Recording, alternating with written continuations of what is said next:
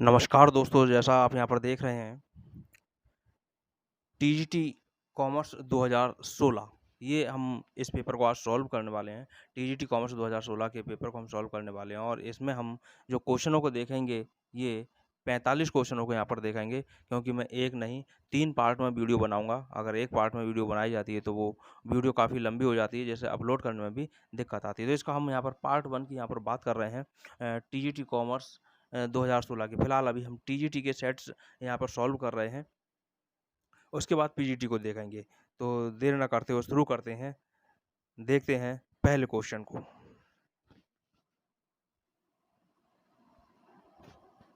तो TGT commerce 2016 का पहला क्वेश्चन हमारे पास में रहा। यहाँ हम सीरीज से कोई भी मतलब नहीं रख रहे हैं। सीरीज में क्वेश्चन नंबर जो है वो बदले हुए हो सकते हैं। फिलहाल हमारे पास पहला क्वेश्चन है और ये पहला क्वेश्चन मैं उम्मीद करता हूँ सभी को मालूम भी होगा। क्वेश्चन पहला है वो हमारे पास में क्या कह रहा है कि एक वस्तु की बिक्री बढ़ाने का सर्वोत्तम माध्यम होता है। क्या प्रदर्शनी हो सकता है? क्या मेला हो सकता है? या फिर विज्ञापन हो सकता है? या फिर इनमें से कोई भी नहीं हो सकता? राइट आंसर हमारे यहाँ पर होगा विज्ञापन। बिक्री बढ़ाने का सर्वोत्तम माध्यम विज्ञापन होगा। एक रिक्वेस्ट सबसे करूँगा, अगर आवाज़ नहीं आ रही हो, तो आप ईयरफ़ोन या हेडफ़ोन लगा कर के आवाज़ को क्लियर सुन सकते हैं। फिलहाल अगले क्वेश्चन की ओर बढ़ रहे हैं और अगला क्वेश्चन हमारे पास में है, उद्देश्यों के द्वारा प्रबंध सिद्धांत की अवधारणा को प्रसारित किया गया था। भाई किसके द्वारा किया गया था? हेराल्ड कूंज के द्वारा किया गया था? क्या राल्फ डेविस के द्वारा किया गया था? या फिर एच एल गेंट के द्वारा किया गया था? और पीटर एफ डिरकर के द्वारा दिया गया था? राइट आंसर यहाँ पर होगा पीटर एफ डिरकर। चौथा ऑप्शन हमारा यहाँ पर राइट होगा। यहाँ पर जो ये शब्द है, ये डिरकर शब्द है, पीटर एफ डिरकर के द्वारा दिया गया था। उद्देश्यों के द्वारा प्रबंध MBO। अगले क्वेश्चन की ओर बढ़ रहे हैं और अगला क्वेश्चन हमारे पास में है, एक अंकेक्षण मुख्यतः निम्न प्रकार की धोखाधड़ी का पता लगाने का प्रयास करता है। यहाँ पर अंकेक्षक शब्द होगा। एक अंकेक्षक मुख्यतः निम्न प्रकार की धोखाधड़ी का पता लगाने का प्रयास करता है। क्या ये नकदी का दुरुपयोग का प्रयास करता है? हाँ, बिल्कुल सही, करता है। क्या सामग्री का दुरुपयोग का पता लगाने का प्रयास करता है? भाई बिल्कुल करता है। लेखा पुस्तकों में धोखाधड़ी का पता लगाने का प्रयास करता है? हाँ भाई बिल्कुल करता है। यानी राइट आंसर है हमारे यहाँ पर तीनों। तो इसके हिसाब से राइट ऑप्शन हमारा चौथा हो जाएगा, उपरोक्त सभी। तो चौथा क्वेश्चन हमारे सामने है कि निम्नलिखित में से कौन सी मुद्रा की सामाजिक बुराई, यहाँ पूछा गया है, सामाजिक बुराई नहीं है? क्या व्यापार चक्र सामाजिक बुराई नहीं हो सकती? क्या कपट नहीं हो सकता? हत्या नहीं हो सकती? या भ्रष्टाचार नहीं हो सकता? इसको जानने से पहले हमें ये मालूम होना चाहिए मुद्रा की जो बुराइयां हैं वो, या मुद्रा के जो दोष हैं वो कितने प्रकार के होते हैं। तो यहाँ पर ये हमारे पास में 3 प्रकार के होते हैं। सबसे पहले हमारे पास में होता है आर्थिक, यानी इसकी आर्थिक बुराई। दूसरा इसका होता है सामाजिक बुराई,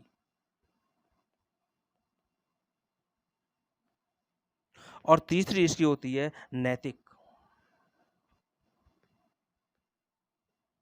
अब यहाँ बात आ रही है कि इसमें से आर्थिक, सामाजिक और नैतिक, ये हमें अच्छे से मालूम होना चाहिए। यहाँ पर जो हमारे पास में तीसरा ऑप्शन दे रखा है, हत्या दे रखा है, कपट दे रखा है, भ्रष्टाचार दे रखा है, ये तीनों की तीनों, ये तीनों की तीनों इसकी सामाजिक बुराई है। ये तीनों मिला करके सामाजिक बुराई है। तो ये सामाजिक बुराई है। यहाँ पूछा है सामाजिक बुराई नहीं है, तो राइट आंसर हमारे पास में हो जाएगा व्यापार चक्र। ये व्यापार चक्र जो है ये आर्थिक दोष है, इसका आर्थिक बुराई है। अगले क्वेश्चन की ओर बढ़ रहे हैं और अगला क्वेश्चन हमारे पास में है, निम्न में से कौन सा अपकिरण की एक माप नहीं है? अपकिरण की माप यहाँ पर पूछी गई है, अब वो भी नेगेटिव पूछी गई है, नहीं है।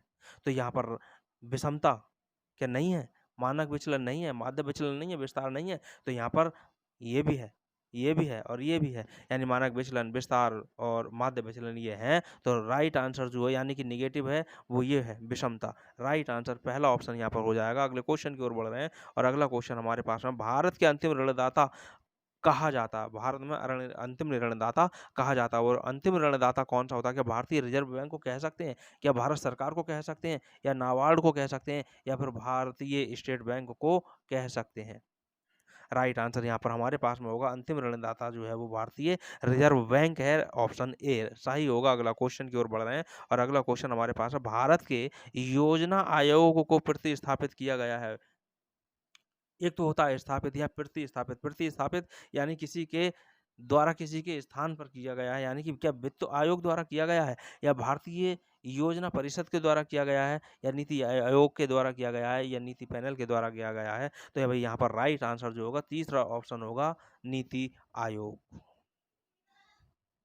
यहाँ नीति आयोग की यहाँ पर बात है कि नीति आयोग के द्वारा इसको किया गया, यानी तीसरा ऑप्शन हमारे पास सही होगा। नीति यहाँ पर एक कभी-कभी ऑप्शन आता है कि नीति, नीति को अगर इंग्लिश में लिखा जाए तो नीति को इंग्लिश में लिखा जाएगा नीति ये।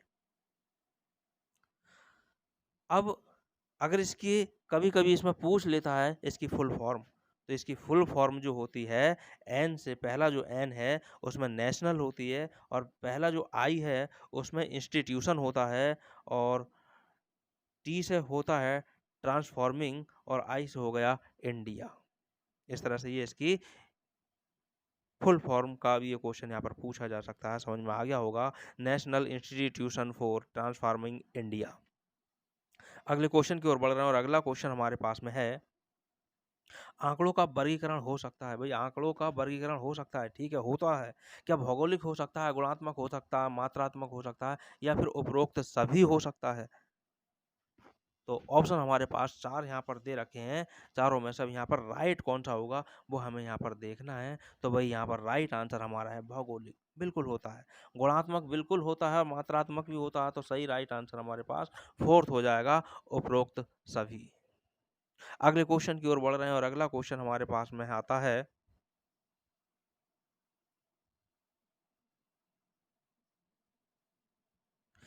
निम्न में से कौन सा तलपट तैयार करने के लिए आधार होता है? सभी को मालूम होगा भाई तलपट जो बनाया जाता है वो खाता बही से बनाया जाता है, यहाँ पर ज़्यादा समझाने की कोई ज़रूरत नहीं है। अगला क्वेश्चन हमारे पास में आता है, सर्वोत्तम विकल्प का चयन महत्वपूर्ण चरण है। सर्वोत्तम विकल्प के चयन का जो महत्वपूर्ण चरण है वो कौन सा होगा? क्या नियोजन हो सकता है, क्या निर्णयन हो सकता है या पूर्वानुमान हो सकता है या क्रियान्वयन हो सकता है? तो भाई यहाँ पर राइट आंसर जो होगा निर्णयन। जब निर्णय लिया जाएगा तो महत्वपूर्ण विकल्प का ही चयन किया जाएगा, महत्वपूर्ण ऑप्शन का ही चयन किया जाता है।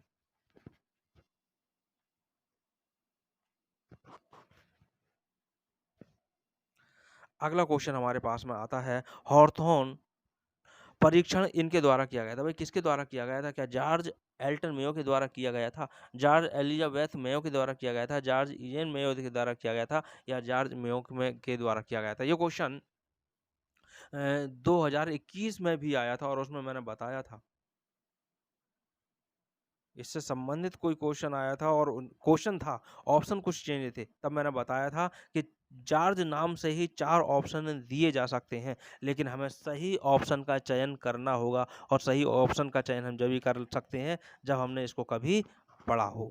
तो भाई राइट आंसर जो इसका है जॉर्ज एल्टन मेयो वाला इसका राइट आंसर है। अगले क्वेश्चन की ओर बढ़ रहे हैं और अगला क्वेश्चन हमारे पास है, प्रमाणन के अंतर्गत जांच की जाती है। प्रमाणन की बात चल रही है, प्रमाणन के अंतर्गत किसकी जांच की जा सकती है, की जाती है? तो ऑप्शन हमारे पास में यहाँ दिखाई दे रहे हैं, प्रारंभिक लेखा पुस्तकों की, अंतिम लेखा पुस्तकों की, आर्थिक चिट्ठे की या उपरोक्त सभी की। प्रमाणन की बात चल रही है तो फिर अंतिम लेखा पुस्तक नहीं होंगे, आर्थिक चिट्ठा नहीं होगा, यानी यहाँ पर प्रारंभिक लेखा होगा और उत्तर भी आपको यहाँ पर दिख चुका है स्क्रॉल करते हुए। अगले क्वेश्चन की ओर बढ़ रहे हैं और अगला क्वेश्चन हमारे पास में है, CIF का पूर्ण प्रारूप है। CIF का पूर्ण प्रारूप, ऑप्शन पहले दे रखा है, cost insurance and freight, cost insurance and flight, company insurance and freight, company investment and freight. तो यहाँ पर कंपनी वाला तो होगा ही नहीं, कास्ट वाला होगा और कास्ट में जो हमारा होगा राइट ऑप्शन ए होगा, कास्ट इंश्योरेंस एंड फ्रेट। अगले क्वेश्चन की ओर बढ़ रहे हैं और अगला क्वेश्चन हमारा कहता है, समन्वय में शामिल है। भाई समन्वय में शामिल तो है, क्या शामिल है? क्या पूर्वानुमान शामिल है, क्या उद्देश्य की एकता शामिल है या स्टाफ का चयन शामिल है या फिर ये सभी हो सकते हैं? समन्वय, समन्वय की यहाँ पर बात चल रही है। तो भाई राइट आंसर यहाँ पर अगर आप इसके साथ जा रहे हैं उपरोक्त सभी, तो ये आंसर गलत हो जाएगा। यहाँ राइट आंसर होगा समन्वय, समन्वय, सामंजस्यता, यानी कि दूसरा ऑप्शन राइट होगा। उद्देश्यों की एकता की पूर्ति के लिए समन्वय होना बहुत ही जरूरी है। अगले क्वेश्चन की ओर बढ़ रहे हैं। अगला क्वेश्चन हमारे पास में आता है, प्रत्येक कंपनी को रजिस्ट्रार के पास निम्न की एक प्रति दाखिल करनी होती है। क्या पार्षद अंतर नियम की करनी होती है, या फिर विवरण की करनी होती है, पार्षद सीमा की करनी होती है, उपरोक्त में से कोई नहीं। कभी कभी ऑप्शन ये भी यहाँ पर हो सकता है उपरोक्त सभी। तो भाई राइट आंसर जो यहाँ पर होगा पार्षद सीमा नियम होगा। अगला क्वेश्चन है, और अगला क्वेश्चन हमारे पास है अदत्त व्यय खाता है। अदत्त व्यय खाता है। अब ये अदत्त व्यय खाता क्या है?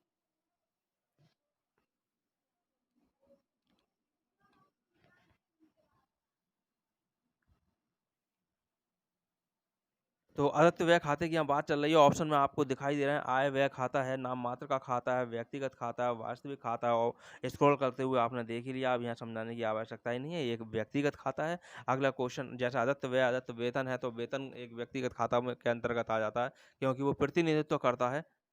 यह अदत्त किराया है, तो वो भी इस तरह से ये एक व्यक्तिगत खाता। अगले क्वेश्चन की ओर बढ़ रहे हैं, और अगला क्वेश्चन हमारे पास में है भारतीय कृषि के संबंध में निम्न में से कौन सा कथन सत्य है?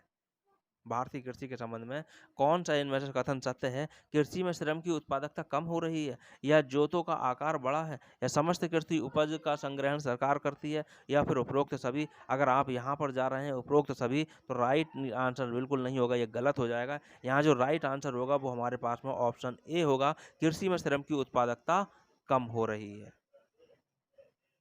अगले क्वेश्चन की ओर बढ़ रहे हैं, और अगला क्वेश्चन हमारे पास में है विज्ञापन के उद्देश्यों में सम्मिलित नहीं है। विज्ञापन के उद्देश्यों में सम्मिलित नहीं है। ग्राहकों को सूचना देना क्या सम्मिलित नहीं है? दृष्टिकोण में परिवर्तन करना क्या सम्मिलित नहीं है? जागरूकता बढ़ाना क्या सम्मिलित नहीं है? ये जागरूकता है, जागरूकता, यानी ये तीनों हैं। यहाँ पूछा क्या है? नहीं है। तो मनोरंजन कराना नहीं है, यही राइट आंसर इसका हो जाएगा। अगला क्वेश्चन हमारे पास में आता है, जर्नल एक पुस्तक है। अब जर्नल एक पुस्तक तो है, सबको पता है पुस्तक है, वही है, लेकिन काय की पुस्तक है? क्या पहली प्रविष्टि की पुस्तक है? मैंने पिछली वीडियो में भी बताया था और इसमें भी बता रहा हूँ कि आंसर को एकदम से ना लगाएं, पहले चारों ऑप्शन को पढ़ लें। अगर आपने ऑप्शन सारे नहीं पढ़े तो पहले ही ऑप्शन आप टिक कर देंगे और गलत हो सकता है। क्या ये मूल प्रविष्टि की पुस्तक है? क्या तिथिवार प्रविष्टि की है? तो मैं कहूँगा यहाँ पर ये तीनों तरह की पुस्तक है। इसके हिसाब से ऑप्शन चौथा हमारा राइट हो जाता है। अगले क्वेश्चन की ओर बढ़ रहे हैं, और अगला क्वेश्चन हमारे पास में है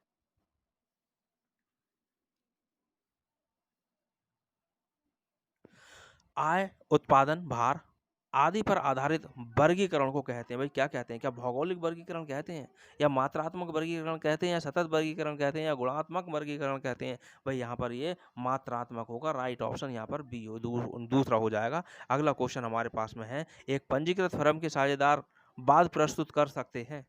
भाई वाद प्रस्तुत कर सकते हैं, फर्म के विरुद्ध कर सकते हैं, या अन्य साझेदारों के विरुद्ध कर सकते हैं, या फिर तृतीय पक्ष के विरुद्ध कर सकते हैं, या फिर उपरोक्त सभी।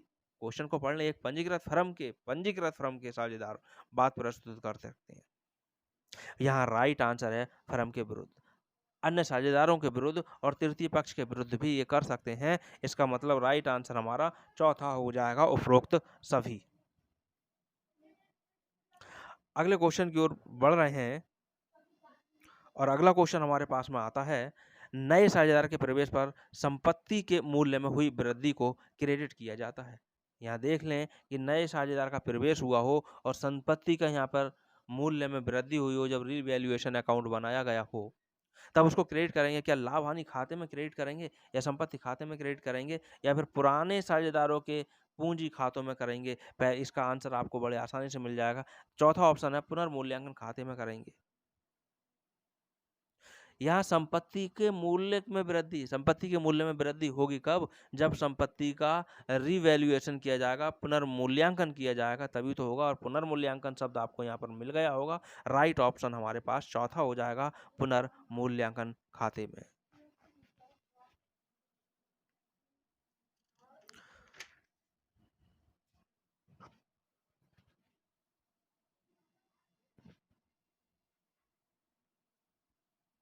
अगला क्वेश्चन आता है जनसंख्या घनत्व से तात्पर्य होता है व्यक्तियों की संख्या प्रति वर्ग फुट होती है या वर्ग मीटर होती है या वर्ग इंच होती है, वर्ग किलोमीटर होती है। भाई राइट आंसर यहाँ पर वर्ग किलोमीटर। जब जनसंख्या जनगणना के हिसाब से जनसंख्या देखी जाती है और वो देखी जाती है किलोमीटर के हिसाब से, तो किलोमीटर के हिसाब से जो हमारा ऑप्शन है वो राइट होगा। और अगला ऑप्शन हमारे क्वेश्चन हमारे पास में आता है, अगला क्वेश्चन हमारे पास है किस लागत मतभेदों के अंतर्गत अंतर्राष्ट्रीय व्यापार नहीं किया जाता? क्या एक समान, तुलनात्मक, पूर्ण रूप से या फिर इनमें से सभी? तो भाई यहाँ पर आप पहले थोड़ा-सा दिमाग पर जोर डालें। अंतर्राष्ट्रीय व्यापार यानी हम किसी भी वस्तु को अन्य देशों में बेचेंगे, कब बेचेंगे?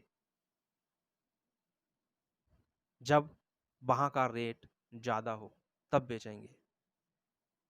यहाँ पूछा क्या है? नहीं किया जाता है। भई जब अन्य देश में कोई वस्तु हमारे यहाँ 100 रुपए को बिक रही है, दूसरे देश में भी 100 ही रुपए को बिक रही है, तो उसको क्या हम करेंगे? नहीं करेंगे। यानी कि एक समान अगर रेट मिलता है, तो अंतर्राष्ट्रीय व्यापार नहीं किया जाता है। अगला क्वेश्चन हमारे पास में आता है, वित्तीय लेखांकन में खाता खतौनी की प्रक्रिया है। वित्तीय लेखांकन में खाता खतौनी की प्रक्रिया संक्षेपीकरण हो सकती है क्या? भई वर्गीकरण की हो सकती है क्या? या अभिलेखन करने की होती है, निर्वचन करने की होती है? राइट आंसर यहाँ पर वर्गीकरण ही होगा। खतौनी वर्गीकरण को ही से ही संबंधित है। वर्गीकरण खतौनी में ही किया जाता है, लेजर में।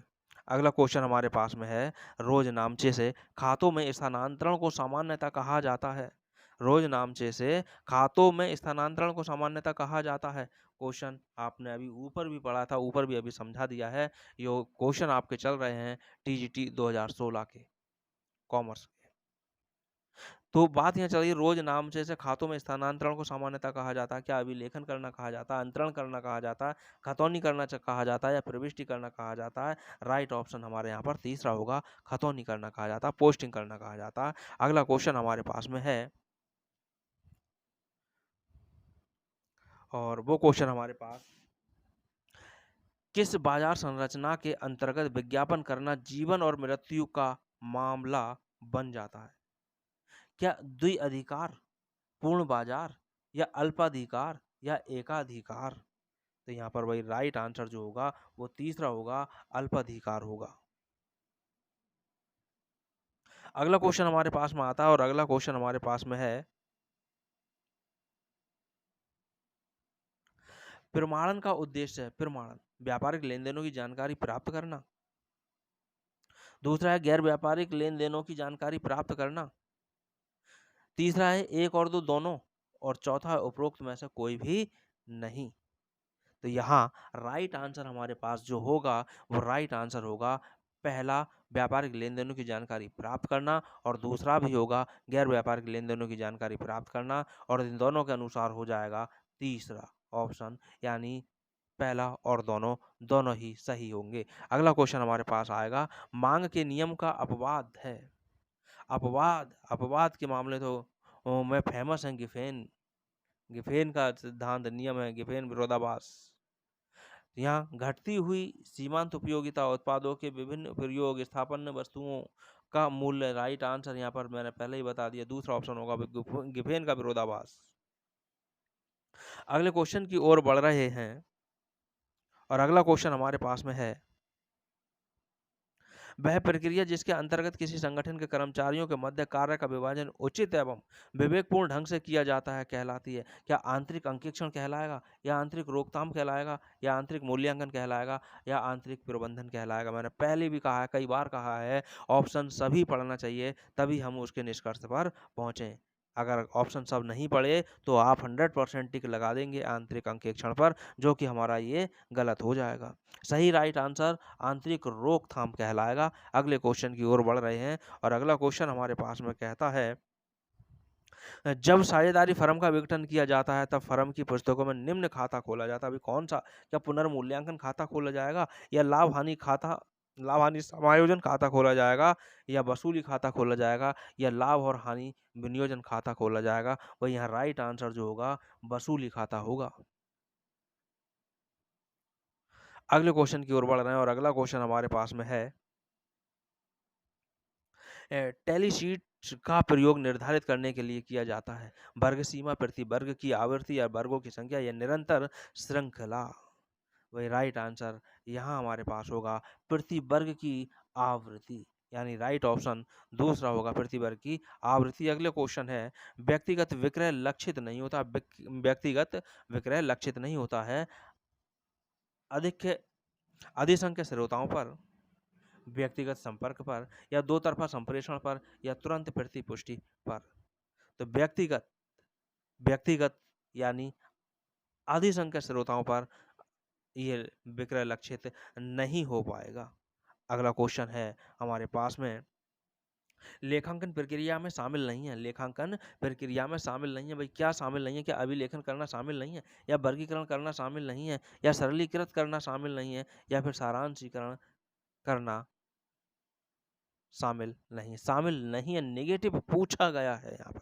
भाई अभिलेखन करना तो है, वर्गीकरण करना भी है, सारांशीकरण भी करना है, सरलीकृत करना नहीं है, यानी कि ऑप्शन यही वाला हमारा राइट होगा, तीसरा आंसर सरलीकृत करना।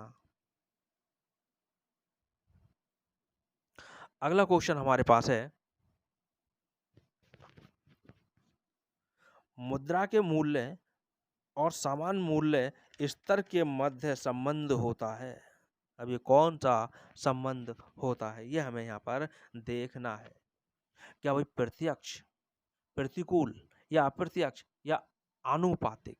मुद्रा के मूल्य और समान मूल्य स्तर की बात यहाँ पर चल रही है, इसको बोला जाता है प्रतिकूल, यानी ऑप्शन दूसरा हमारे पास राइट हो जाएगा। अगले क्वेश्चन की ओर बढ़ रहे हैं और अगला क्वेश्चन हमारे पास में है,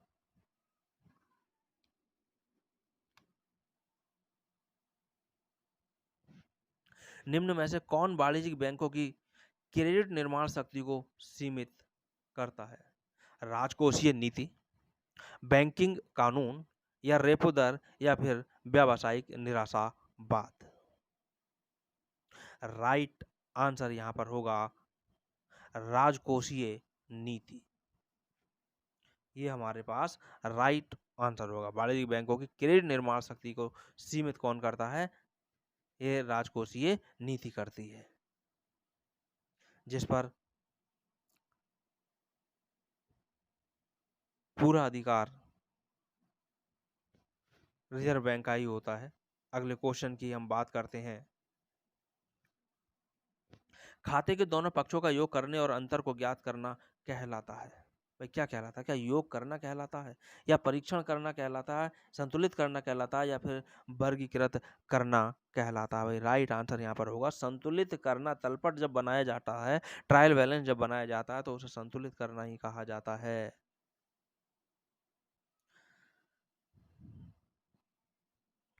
जो यहाँ ये बात हम कर रहे हैं संतुलित करना, तो जब खाते बनाते हैं उसके दो पक्ष होते हैं, दोनों का योग किया जाता है, जो भी बैलेंस आता है यही संतुलन करना कहलाता है। अगला क्वेश्चन हमारे पास में आता है 38 नंबर का, लेखांकन की वह अवधारणा किसके आधार पर लाभ और हानि खाता तैयार किया जाता है? तो क्या कहलाती है? लागत कहलाती है, वसूली कहलाती है, मिलान कहलाती है, या प्रकटन कहलाती है? भाई राइट आंसर यहाँ पर हमारा जो आएगा वो आएगा मिलान की अवधारणा, ये मिलान की अवधारणा। अगला क्वेश्चन हमारे पास में आएगा, निम्न में से कौन सा मुद्रा का कार्य नहीं है? मुद्रा का कार्य नहीं है विनिमय का माध्यम, मूल्य का संग्रहण, कीमतों का स्थिरीकरण, मापन की इकाई। यहाँ पर ऑप्शन हमारे पास में चारों हैं, और राइट आंसर जो हमारे पास यहाँ होगा वो होगा कीमत निर्धारण, या कीमत स्थिरीकरण, या स्थायीकरण। यह हमारे पास राइट आंसर होगा। अगले क्वेश्चन को हम देखें, और अगला क्वेश्चन हमारे पास में आ रहा है, व्यक्तिगत विक्रय में सम्मिलित है मौखिक संप्रेषण, आमने सामने की बातचीत, ग्राहकों से बातचीत, या फिर उपरोक्त सभी? तो मैं यहाँ कहूँगा मौखिक संप्रेषण। व्यक्तिगत संप्रेषण में सम्मिलित है, आमने-सामने की बातचीत भी सम्मिलित है, ग्राहकों से बातचीत भी सम्मिलित है, तो राइट आंसर यहाँ पर हमारे पास 4th हो जाएगा, चौथा हो जाएगा उपरोक्त सभी। अगले क्वेश्चन की ओर बढ़ रहे हैं और अगला क्वेश्चन हमारे पास में है, एक जर्नल प्रविष्टि जिसमें 2 या 2 से अधिक खाते डेबिट या क्रेडिट किए जाते हैं, उसे कहते हैं, भाई क्या कहते हैं उसे? क्या दोहरी प्रविष्टि कहते हैं? मैंने कहा है और मैंने कई बार कहा है कि ऑप्शन सभी पढ़ लें, वरना क्या कहते हैं, दोहरी प्रविष्टि को इसे टिक कर लेते हैं और अगले क्वेश्चन पर बढ़ जाते हैं और ये हमारा ऑप्शन गलत हो जाता है। क्या इसे बहु प्रविष्टि कहते हैं? क्या इसे अतिरिक्त प्रविष्टि कहते हैं? क्या इसे संयुक्त प्रविष्टि कहते हैं? तो हाँ, सही राइट आंसर चौथा होगा, ये संयुक्त प्रविष्टि। कंपाउंड जर्नल एंट्री, मिश्रित जर्नल लेखा भी इसको कहा जाता है, जब एक ही दिन में 2 या 2 से अधिक लेन-देन हुए हों और सभी का कोई सा एक पक्ष समान हो, तब उसके लिए इस तरह की प्रविष्टि की जा सकती है। अगला क्वेश्चन हमारे पास में है, प्रबंधन एक ऐसा अंग है जिसे केवल कार्यों के माध्यम से परिभाषित किया जा सकता है। यह परिभाषा दी गई है, भाई ये परिभाषा किसके द्वारा दी गई है?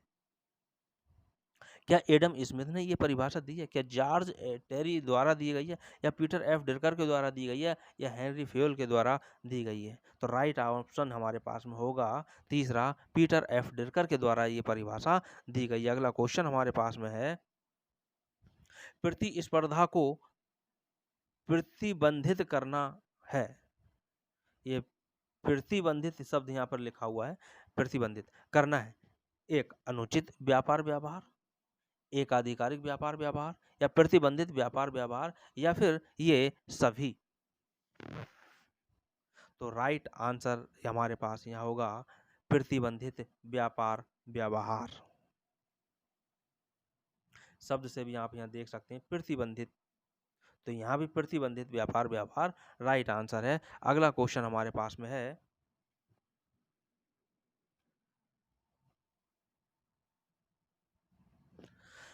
एक लिपिक रमेश को भुगतान किए गए वेतन को क्रेडिट किया जाना चाहिए। रमेश के खाते में किया जाना चाहिए, वेतन खाते में किया जाना चाहिए, रोकड़ खाते में किया जाना चाहिए, या फिर लाभ हानि खाते में किया जाना चाहिए?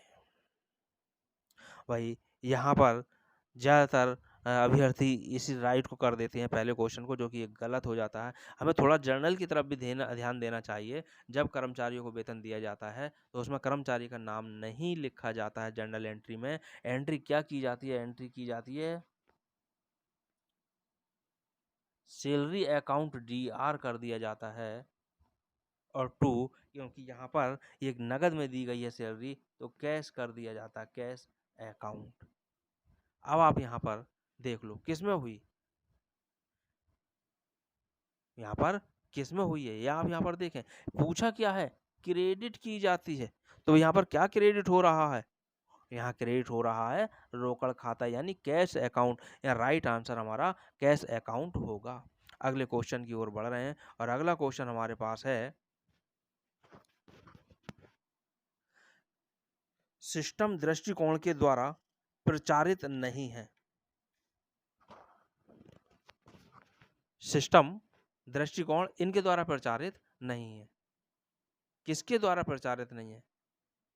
किसका सहयोग इसमें नहीं है? ये हमें हमसे यहाँ पर पूछा गया।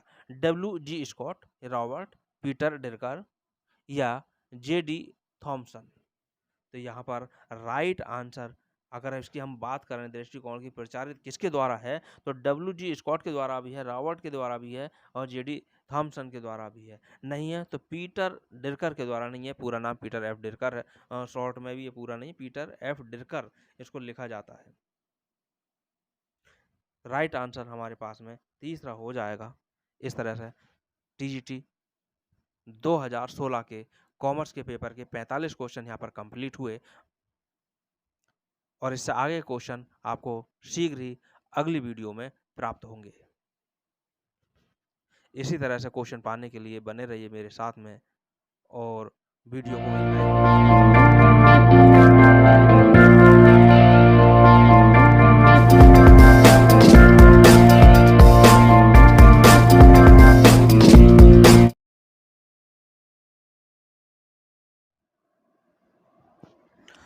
नमस्कार दोस्तों, जैसा आप यहाँ पर देख रहे हैं, तो इसी के अनुसार आज हम बात करने वाले हैं टीजीटी कॉमर्स 2016 के शेष जो क्वेश्चन रह गए थे उनमें से 40 क्वेश्चन की। इससे पिछली वीडियो में पार्ट 1 में बना चुका हूँ, जिसमें 45 क्वेश्चन मैं उसमें सॉल्व करा चुका हूँ। आज इसमें हम 40 क्वेश्चन को सॉल्व करेंगे। अगर पिछली वीडियो 45 क्वेश्चन की आपने नहीं देख रखी है, तो पिछली वीडियो पे आप जाकर प्लेलिस्ट में जाकर के आप देखें, आपको स्टेप बाय स्टेप वीडियो वहाँ मिल जाएँगी और भी बहुत से सारी वीडियो मिलेंगी, जिसमें निरे क्वेश्चन ही क्वेश्चन आपको मिलेंगे। प्रैक्टिस सेट भी इसमें काफ़ी सारे सॉल्व करवाए हुए हैं, जो कि 125-25 क्वेश्चन के इसमें मिलेंगे। अगर आपने इनकी तैयारी कर ली, तो काफ़ी हद तक आपको सफलता मिलने की पूरी उम्मीद होगी। और काफ़ी क्वेश्चन इसमें मिलेंगे, तो शुरू करते हैं आज के 40 क्वेश्चन को। एक चीज़ और कहूँगा, अगर आवाज़ नहीं आ रही हो आपको क्लियर, तो ईयरफ़ोन या हेडफ़ोन लगाकर उसका यूज़ करें, जिससे क्लियर आवाज़ आप तक पहुँच सके। तो आज का पहला क्वेश्चन, जो 46 नंबर का क्वेश्चन है, शुरू करते हैं और क्वेश्चन आपके सामने है। और इससे पहले मैं आपको एक बात और बता दूँ, कोई अगर ये कहता है कि क्वेश्चन रिपीट नहीं होते हैं, तो ऐसा नहीं है, क्वेश्चन रिपीट होते हैं। आप किसी भी वर्ष के पेपर को उठा कर के देख लें, अगले पेपर में ज़रूर वो क्वेश्चन उसमें से मिलते हैं। तो क्वेश्चन हमारे पास में और क्वेश्चन आपको यहाँ दिखाई दे रहा है कि पुस्त पालन का मुख्य कार्य है। अब मुख्य कार्य कौन-सा है? पुस्त पालन की यहाँ बात चल रही है कि पहला ऑप्शन है कि लेन-देनों के अभिलेखन की प्रणाली तैयार करना है। दूसरा ऑप्शन है लेखाकार को ज़िम्मेदारी सौंपना। तीसरा है वित्तीय समकों को अभिलेखन करना है। और चौथा ऑप्शन है अभिलेखित समकों का वर्गीकरण करना। बात यहाँ पर अगर ऑप्शन की करें, तो इनमें से कौन-सा यहाँ पर पूछा गया है? भई क्या यहाँ पर ये नहीं हो सकता, लेन-देनों के अभिलेखन की प्रणाली तैयार करना नहीं हो सकता है? क्या लेखाकार को ज़िम्मेदारी सौंपना नहीं हो सकता है? या वित्तीय समकों का अभिलेखन करना नहीं हो सकता है? या अभिलेखित समकों का वर्गीकरण करना नहीं हो सकता? लेकिन यहाँ पर इस क्वेश्चन में शब्द को पहले देख लें। यहाँ पुस्त पालन की बात हो रही है, और पुस्त पालन की जब बात आ रही है, तो पुस्त पालन के लिए यहाँ पर हमारे पास जो राइट आंसर होगा, वो तीसरा ऑप्शन हमारे पास में राइट होगा। वित्तीय समकों का अभिलेखन करना। अगले क्वेश्चन की ओर बढ़ रहे हैं और अगला क्वेश्चन हमारे पास में है, कंपनी अधिनियम की धारा 2 की 36 किससे संबंधित है? ऑप्शन हमारे पास में है, सीमा नियम है, फिर विवरण है, अंतर नियम है, समायोजन है। राइट आंसर यहाँ पर जो हमारे पास में होगा, ये फिर विवरण से संबंधित है। राइट ऑप्शन फिर विवरण, यानी दूसरा हमारे पास राइट ऑप्शन होगा। ये 1956 की अनुसार है, कंपनी अधिनियम 1956 के अनुसार। और अगर इसमें अधिनियम का नाम नहीं दिया गया है और ऑप्शन ये दे रखे हैं, तो हम फिर विवरण को ही यहाँ पर लगा देंगे। लेकिन अगर अधिनियम यहाँ पर ये दे देता है कि 2013, इसको बहुत ध्यान देने की बात है। कंपनी अधिनियम 2013 के अनुसार अगर ये पूछ लेता है, तो इसका जो उल्लेख होता है 2 की 70 इसकी धारा आती है, 2 की 70 ही है। अगला क्वेश्चन हमारे पास में है, निम्न में से कौन-सा औसत बिंदु रेखीय प्रदर्शन द्वारा ज्ञात नहीं किया जा सकता है? बिंदु आरेखीय प्रदर्शन, जो आरेख हम बनाते हैं, बिंदु आरेख जिसे बोला जाता है, उससे किसको ज्ञात नहीं किया जा सकता है? नेगेटिव पूछ रहा है, नहीं। समांतर माध्य को नहीं ज्ञात किया जा सकता, या चतुर्थक को नहीं किया जा सकता, बहुलक को नहीं किया जा सकता, या माध्यिका को नहीं किया जा सकता। तो यहाँ पर बात आती है कि बहुलक को भी किया जा सकता है, चतुर्थक को भी किया जा सकता है, माध्यिका को भी किया जा सकता है। नहीं किया जा सकता, तो वो केवल और केवल समांतर माध्य है दिए गए ऑप्शनों में से। इसको बिंदु आरेख द्वारा ज्ञात नहीं किया जा सकता है। अगले क्वेश्चन की ओर बढ़ रहे हैं। अगला क्वेश्चन हमारे पास है, ध्वनि प्रदूषण उत्पन्न होता है जब ध्वनि तरंगें बढ़ जाती हैं। इसका ऑप्शन है 20 से 30 डेसिमल से, 30 से 40 डेसिमल से, 40 से 50 डेसिमल से, या फिर इनमें से कोई नहीं। राइट आंसर जो इसका होगा, वो यहाँ पर राइट आंसर कुल मिलाकर के ऑप्शन नंबर 4 होगा।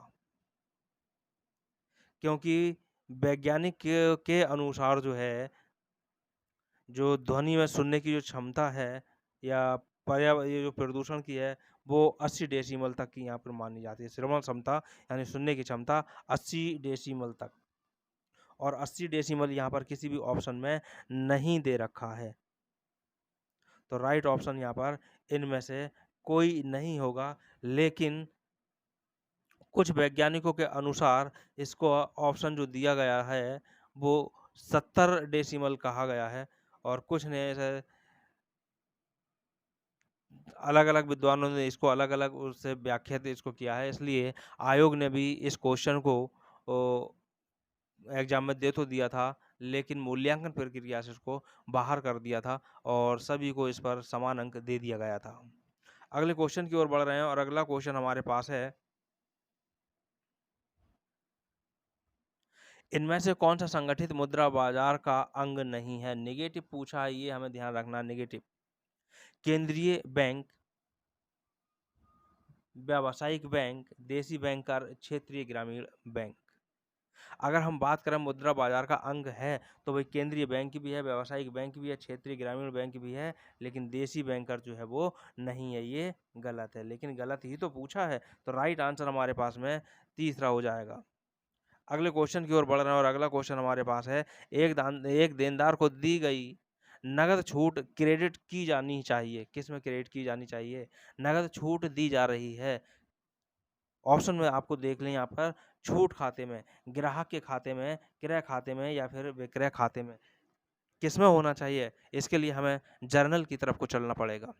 अब जर्नल की तरफ को अगर हम चलेंगे तो यहाँ पर छूट देने की बात की गई है, नगद छूट क्रेडिट की जानी है। भाई जब छूट दी गई है तो इसका मतलब हमें भुगतान प्राप्त हुआ होगा। जब भुगतान प्राप्त हुआ होगा तो फिर हमारे पास एंट्री जो होगी कैश अकाउंट होगा। कैश अकाउंट को हम डेबिट करेंगे और डिस्काउंट जो होती है वो हमेशा कैश के साथ ही रहती है, तो डिस्काउंट अकाउंट होगा।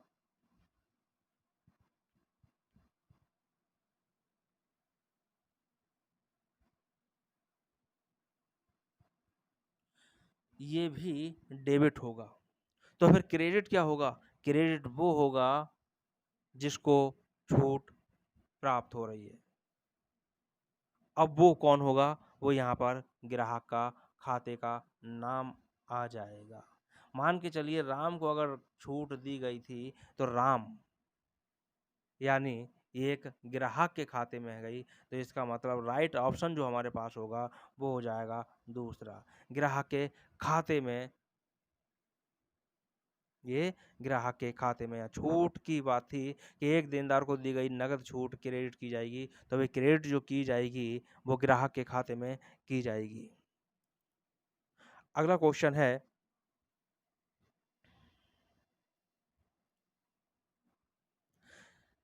किराया क्रय पद्धति में संपत्ति खाता डेबिट किया जाता है। किराया क्रय पद्धति की बात चल रही है। यहाँ पर ये दो पद्धतियाँ होती हैं, एक किस्त भुगतान पद्धति और दूसरी किराया क्रय पद्धति। यहाँ पर जो बात चल रही है किराया क्रय पद्धति की बात चल रही है। संपत्ति खाते को डेबिट किया जाता है किराया क्रय मूल्य से या नगद मूल्य से या विक्रेता के लागत मूल्य से या फिर उपरोक्त में से कोई भी नहीं। राइट आंसर हमारे पास यहाँ होगा नगद मूल्य से, यानी राइट ऑप्शन हमारे पास दूसरा होगा नगद मूल्य से। इसकी जर्नल एंट्री की अगर हम बात करें उसी से समझ में आएगा। एंट्री होती है एसेट्स अकाउंट, डीआर हो जाता है और टू यहाँ पर हो जाता है higher vendor account. Higher vendor account ये, और एसेट्स में जो अमाउंट लिखा जाता है वो कैश वाला लिखा जाता है। अगले क्वेश्चन की ओर बढ़ रहे हैं और अगला क्वेश्चन हमारे पास में है, एक सीधी मांग रेखा में मध्य बिंदु का मांग की लोच होती है। अब वो मांग की जो लोच होती है वो क्या होती है? शून्य के बराबर होती है, या इकाई से अधिक होती है, या इकाई के बराबर होती है, या इकाई से कम होती है। भाई यहाँ राइट ऑप्शन जो होगा हमारे पास वो इकाई के बराबर होती है। और अगला क्वेश्चन हमारे पास में आ रहा है, अंशों के समर्पण का प्रभाव वही होता है जो होता है अंशों के निर्गमन का या हरण का या पुनर्निर्गमन का, या फिर इनमें से कोई भी नहीं। तो समर्पण और हरण, इनके बारे में आप लोगों ने पढ़ रखा होगा। हरण जब किया जाता है जब किसी अंशधारी द्वारा किस्तों का भुगतान नहीं किया गया होता है, समय भी बीत गया होता है, तब हरण किया जाता है। और समर्पण भी इसी तरह का ही है। इसमें भी अंश पत्रों को वापस हो जाता है, जमा रकम जब्त हो जाती है। हरण वाले में, समर्पण वाले में वो दोषी व्यक्ति ही कहलाता है, दोषी अंशधारी कहलाता है। वो जाकर अपने अंशों को कंपनी कार्यालय में स्वयं जाकर के जमा कर देता है, उसे समर्पण करना कहा जाता है। तो इसका जो प्रभाव होता है वो दोनों का समान होता है, समर्पण का और हरण का। तो राइट ऑप्शन हमारे पास दूसरा हो जाएगा, हरण का। अगला क्वेश्चन हमारे पास आ रहा है और क्वेश्चन है,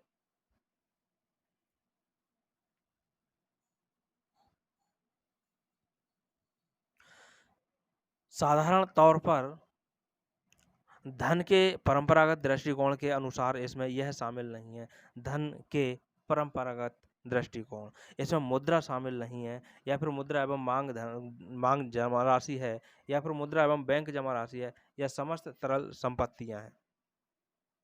इसमें क्या शामिल है की बात पूछी गई है।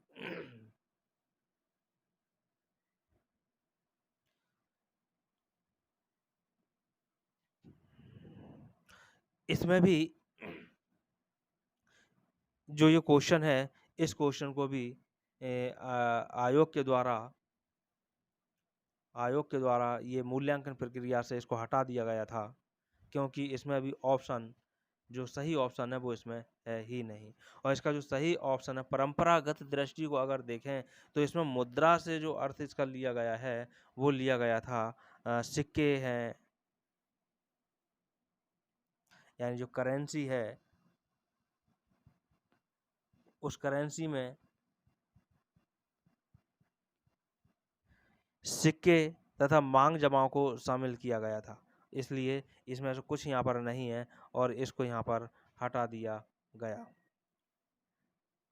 विवादित क्वेश्चन था, इसलिए इस मूल्यांकन प्रक्रिया से बाहर किया। सभी को समान अंक दिए गए थे। और अगला क्वेश्चन हमारे पास में आ रहा है और वो क्वेश्चन हमारे पास है, एक नया साझेदार अपने भाग की ख्याति के रूप में नकदी लाता है। ये सभी को पता है, नकदी लाता है ख्याति के रूप में। यह राशि पुराने साझेदारों में बांटी जाएगी। अब पुराने साझेदारों में जो बांटी जाएगी, क्या पुराने लाभ हानि अनुपात में बांटी जाएगी, या बराबर अनुपात में बांटी जाएगी, या पूंजी के अनुपात में बांटी जाएगी, या फिर त्याग के अनुपात में बांटी जाएगी? तो राइट ऑप्शन हमारा यहाँ होगा त्याग के अनुपात में। कभी कभी संयोगवश ऐसा भी होता है, जो उनका पुराना अनुपात होता है, त्याग अनुपात भी वही सेम आ जाता है। कभी कभी संयोगवश अलग भी होता है। अगला क्वेश्चन हमारे पास है और वो क्वेश्चन है, कार्यालय कार्य के निष्पादन हेतु सामान्य नियमों एवं विनियमों का उल्लेख किया जाता है। कार्यालय की बात यहाँ पर चल रही है। ऑप्शन में संगठन की नियमावली में, कार्यालय नियमावली में, संगठन की रूपरेखा में, प्रबंधकीय दिशा निर्देश में।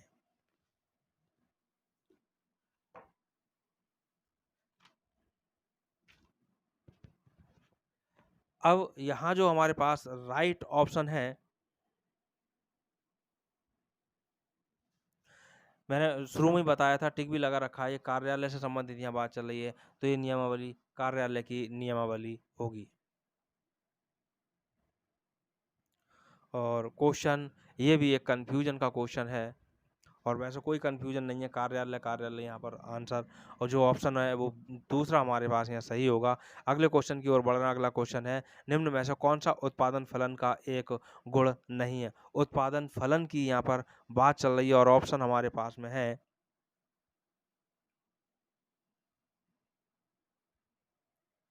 प्रवाह संकल्पना, प्रौद्योगिकी की व्यवस्था, आगतों की मात्रा और आगतों की व्यवस्था। राइट आंसर यहाँ हमारे पास जो होगा वो आगतों की मात्रा यहाँ पर राइट आंसर होगा, जिसमें ये तीन ऑप्शन हमारे गलत हैं। तो राइट आंसर हमारे पास तीसरा ऑप्शन, आगतों की मात्रा। अगला क्वेश्चन है, किसी ग्राहक द्वारा वापस किए गए माल को डेबिट किया जाता है। किसी ग्राहक द्वारा वापस किए गए माल को डेबिट किया जाता है। ग्राहक द्वारा वापस किया जा रहा है, इसका मतलब हमने माल को सेल कर दिया था, उसमें से वापस किया जा रहा है। सबसे पहले हमें यही बात पहचाननी है कि हमारे लिए वो क्रय है या विक्रय है। भाई जो हमने माल वापस कर दिया था, उसी में से माल वापस जो माल हमने बेच दिया था, उसमें से माल वापस आ रहा है। Cell return. तो ये विक्रय वापसी खाता, जो ऑप्शन यहाँ पे दे भी रहा है, विक्रय वापसी खाते में या ग्राहक के खाते में या फिर क्रय खाते में या स्टॉक खाते में। तो राइट आंसर आप इसको देख सकते हैं। ये क्या कह रहा है? सेल रिटर्न, यानी पहले माल बेचा, उसमें से ग्राहक ने हमें वापस कर दिया, तो सेल रिटर्न। इसी में खाता शब्द और जोड़ दें तो राइट ऑप्शन हमारे पास हो जाएगा पहला, विक्रय वापसी खाते में। अगला क्वेश्चन हमारे पास में आता है,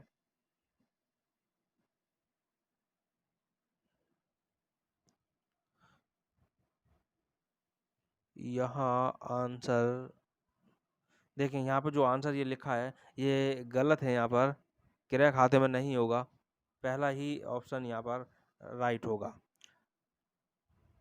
अगले क्वेश्चन को देखें।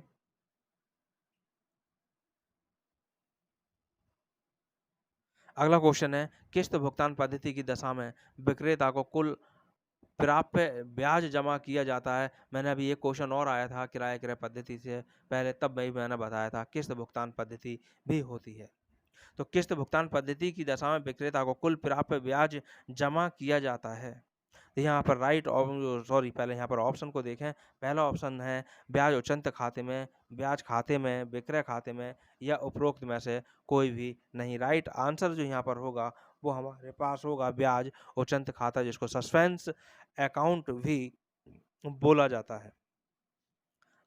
अगले क्वेश्चन की ओर बढ़ रहे हैं और अगला क्वेश्चन हमारे पास में है,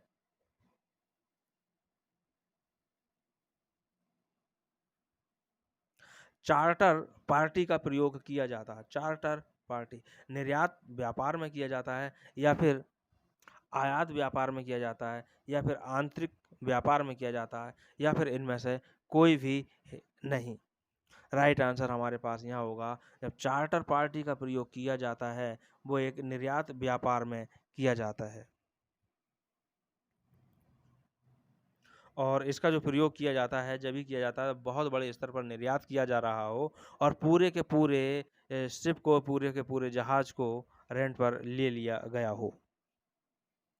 अगला क्वेश्चन हमारे पास आता है और वो क्वेश्चन हमारे पास है, बैंकों के मृत स्टॉक के संदर्भ में निम्नांकित में से कौन सा कथन असत्य है? पहला ऑप्शन है, इनसे बैंकों को लाभ प्राप्त नहीं होता। दूसरा ऑप्शन है, इनमें फर्नीचर तथा भवन शामिल है। तीसरा है, इन्हें प्रतिष्ठा बढ़ाने हेतु उपयोग किया जाता है। और चौथा ऑप्शन है, ये गैर निष्पादन संपत्तियां हैं। मृत स्टॉक की यहाँ पर बात चल रही है। मृत स्टॉक, मृत स्टॉक से ही संबंधित यहाँ पर शब्द दिख रहा है, गैर निष्पादन। तो गैर निष्पादन यही हमारा राइट आंसर होगा, गैर निष्पादन संपत्तियां। चौथा ऑप्शन यहाँ पर हमारे पास राइट होगा। अगले क्वेश्चन की ओर बढ़ रहे हैं और अगला क्वेश्चन हमारे पास में है, भारत के विदेशी व्यापार की समस्याओं में से एक है। भारत के विदेशी व्यापार, आयात का रुपयों में भुगतान। दूसरा है निर्यात की मात्रा में होने वाली वृद्धि। तीसरा है व्यापार की प्रतिकूल शर्तें और चौथा है उपरोक्त में से कोई भी नहीं। समस्या पूछी गई है यहाँ पर, तो समस्या एक प्रतिकूल है। ये राइट ऑप्शन यही होगा, व्यापार की प्रतिकूल शर्तें।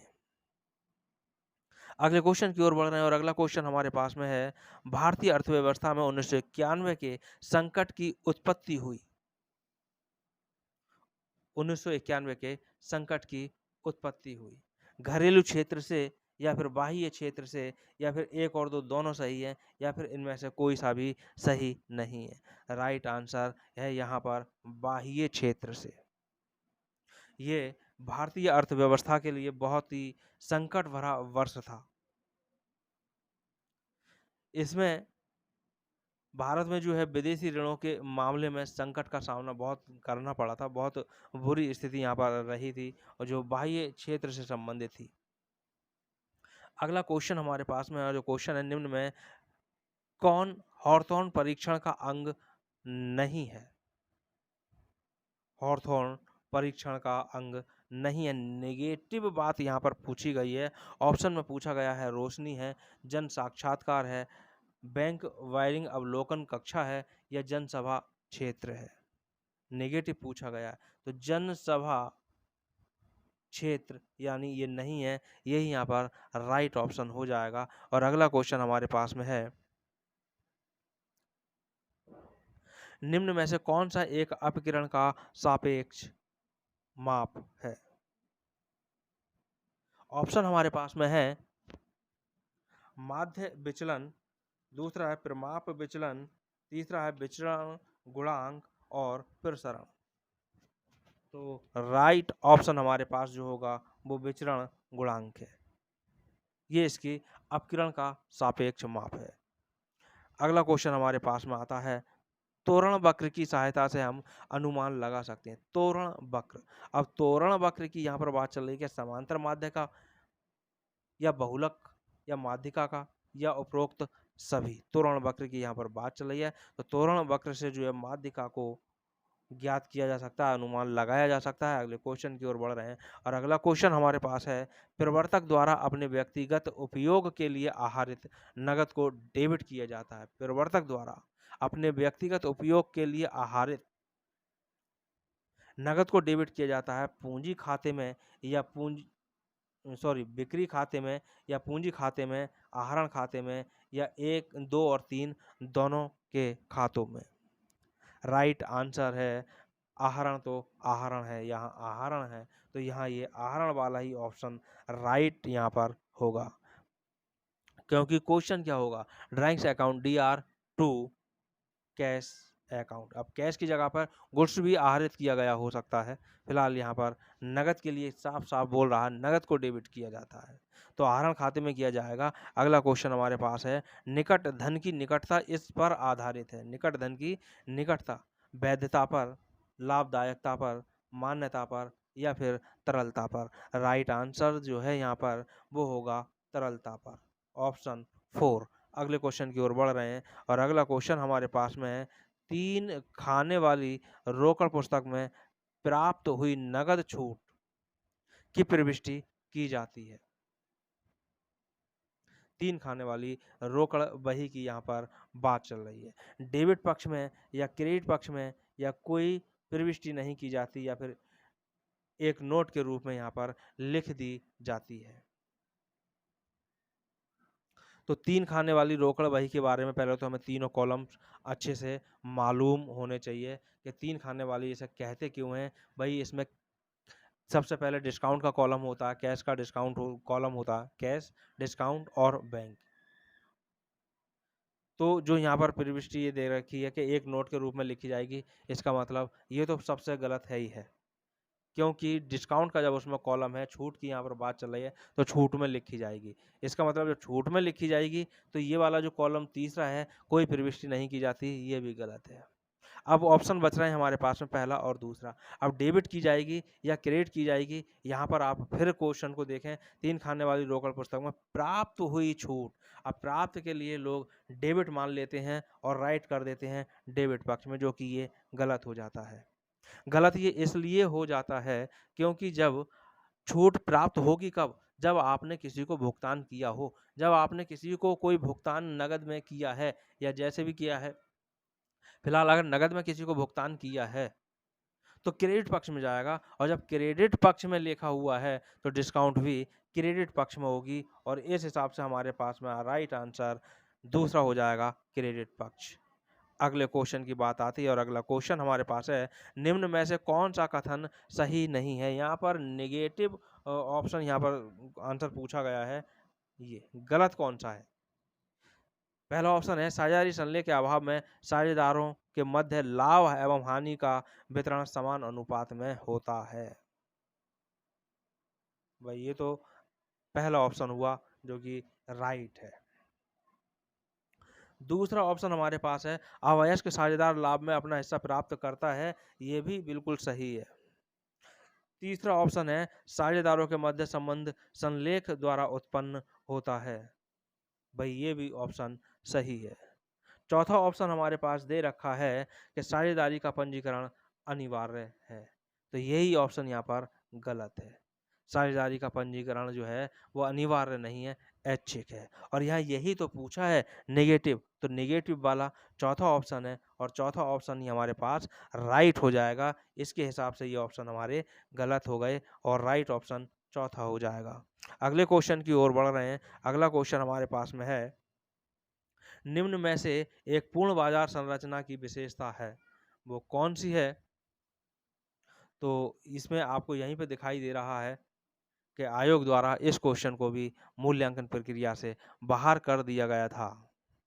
ऑप्शन में फिर भी देख लो, प्रविष्टि, अंतर्निर्भरता, बिक्री लागतों की अनुपस्थिति, गैर मूल्य प्रतिस्पर्धा। अगला क्वेश्चन हमारे पास में है और क्वेश्चन है, मैकग्रेगर ने प्रतिपादित किया था। वही मैकग्रेगर ने प्रतिपादित किया था, वो क्या क्या प्रतिपादित किया था, इसकी हम यहाँ बात करेंगे। एक्स सिद्धांत या वाई सिद्धांत या एक्स और वाई सिद्धांत दोनों या उपरोक्त में से कोई भी नहीं। भाई ये भी किया था, ये भी किया था और इन दोनों के हिसाब से राइट आंसर हमारे पास ये हो जाता है। तीसरा ऑप्शन हमारा राइट होगा। एक्स और वाई सिद्धांत दोनों प्रतिपादित किए थे। अगला ऑप्शन हमारे पास में है क्वेश्चन, अगला क्वेश्चन हमारे सामने है, निम्न में कौन सा कथन सही नहीं है? यहाँ भी एक नेगेटिव क्वेश्चन यहाँ पर पूछा गया है कि पुस्तक पालन का कार्य विश्लेषणात्मक प्रकृति का है। दूसरा ऑप्शन हमारे पास में है, व्यापारिक लेन देनों का अभिलेखन करने हेतु पुस्तक पालन कला व विज्ञान दोनों है। तीसरा ऑप्शन हमारे पास है, लेन देन निश्चित पुस्तकों के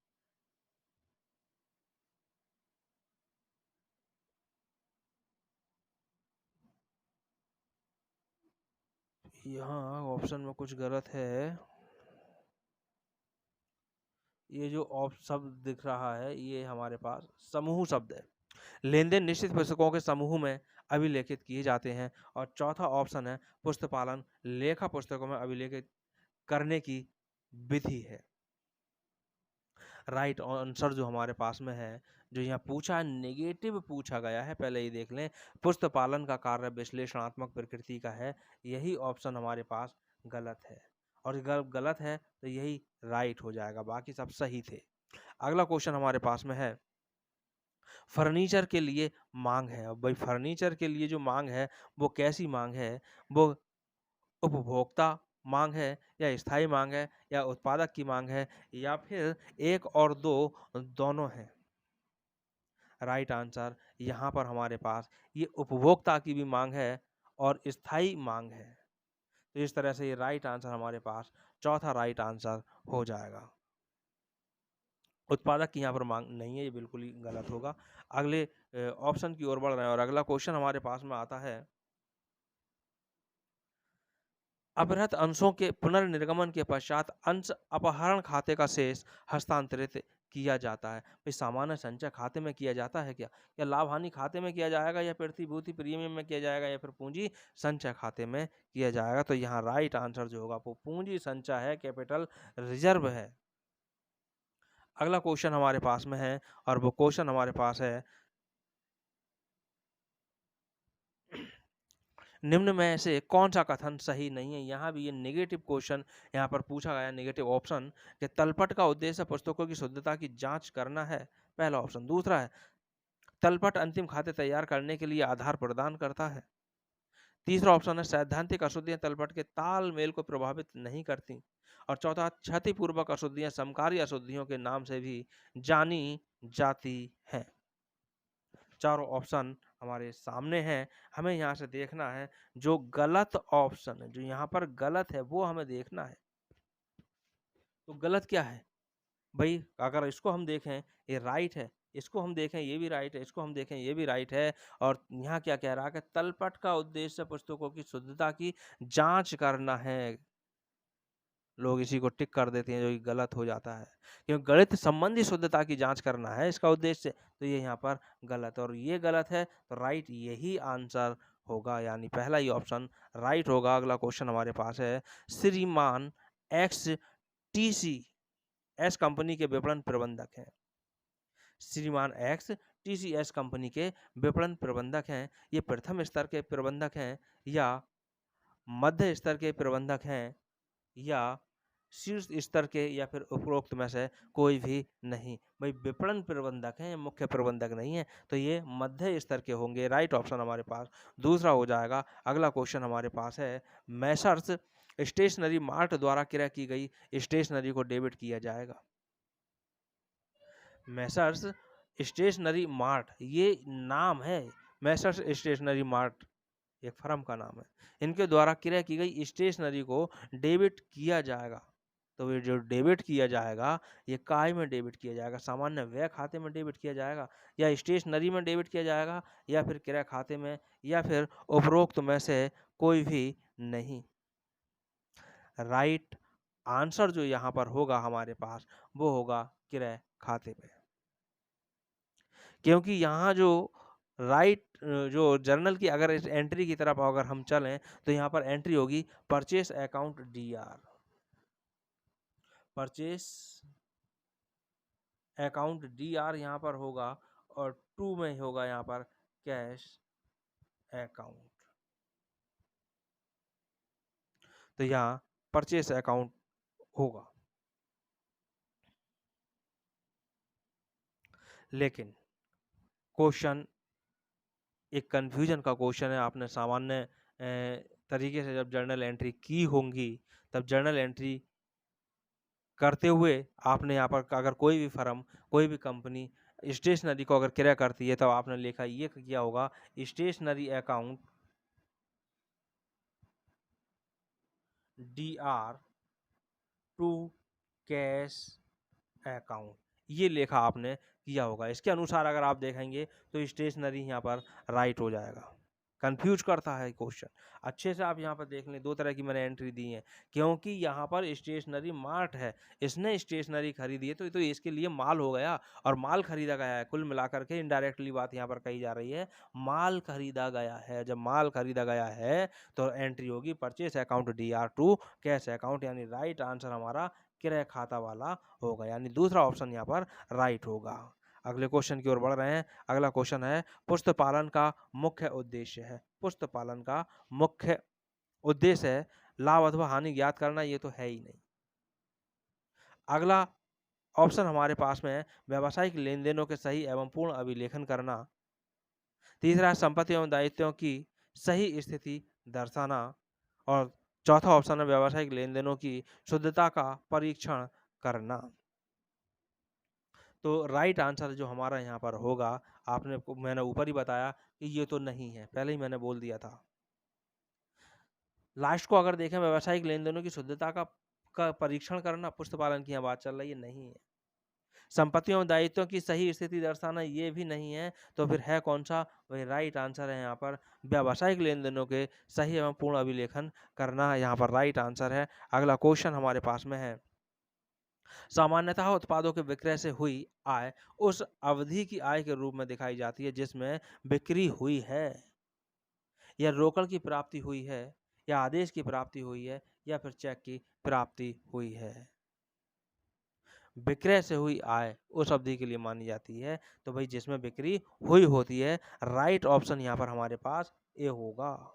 अगले क्वेश्चन की ओर बढ़ रहे हैं। अगला क्वेश्चन हमारे पास में है, निम्न में से कौन सा एकाधिकारिक प्रतिस्पर्धा का एक लक्षण है? भारी विज्ञापन क्या नहीं हो सकता है? गैर मूल्य प्रतिस्पर्धा क्या नहीं हो सकती है? आत्मनिर्भर फर्म नहीं हो सकती है? मूल्य प्रतिस्पर्धा नहीं हो सकती है क्या?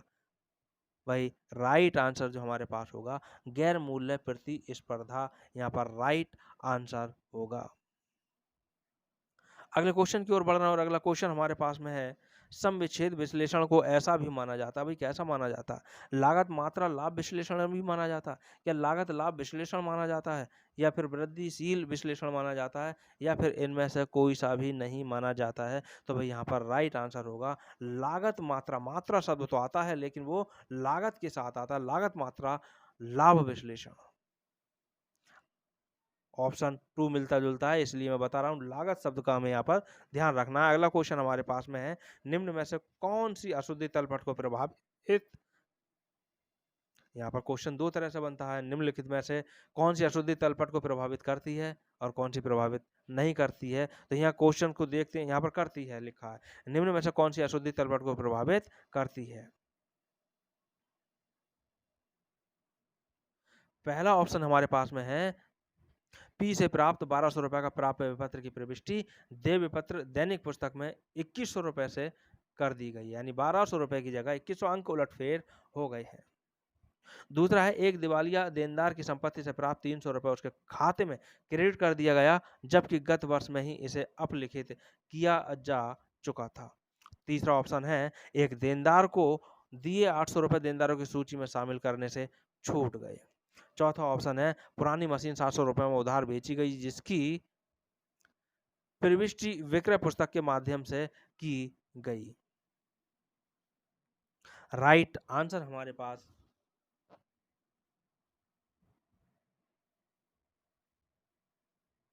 तलपट को प्रभावित करने वाली अशुद्धियों की यहाँ पर बात चल रही है, और ये सभी अशुद्धियां ऐसी हैं तलपट को प्रभावित करती ही करती हैं। इस क्वेश्चन को भी मूल्यांकन प्रक्रिया से बाहर कर लिया गया था, इस पर भी विवाद था। ये सभी प्रभावित करती हैं, सभी प्रभावित करेंगी।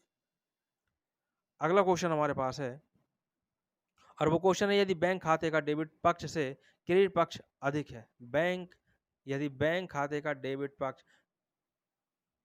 क्रेडिट पक्ष से अधिक है तो फिर ये क्या होगा?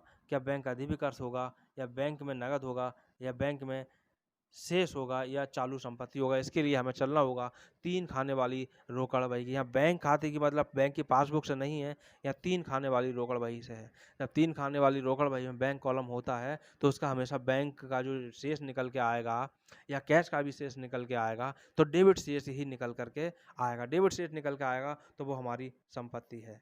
लेकिन यहाँ क्रेडिट शेष निकल के आ रहा है, भाई डेबिट पक्ष से अधिक हो रहा है क्रेडिट पक्ष, तो क्रेडिट पक्ष अधिक हो गया तो बैलेंस भी क्रेडिट पक्ष में ही शेष निकल करके आएगा, और ऐसा होने पर भाई बैंक की धनराशि हमारी तरफ आ गई है, जो कि कहलाती है बैंक ओवरड्राफ्ट, जिसे बैंक अधिविकर्ष कहा जाता है। राइट ऑप्शन पहला हो जाएगा। इस तरह से आज के 40 क्वेश्चन हमारे कंप्लीट हुए, और पिछली वीडियो में 45 क्वेश्चन थे, इस तरह 85 क्वेश्चन ये कंप्लीट हो गए। अगली वीडियो में 40 के क्वेश्चन और लेकर के आएंगे, उसके बाद ये पूरा कंप्लीट हो जाएगा 2016 टीजीटी कॉमर्स का पेपर। शीघ्र लेकर के आएंगे वीडियो।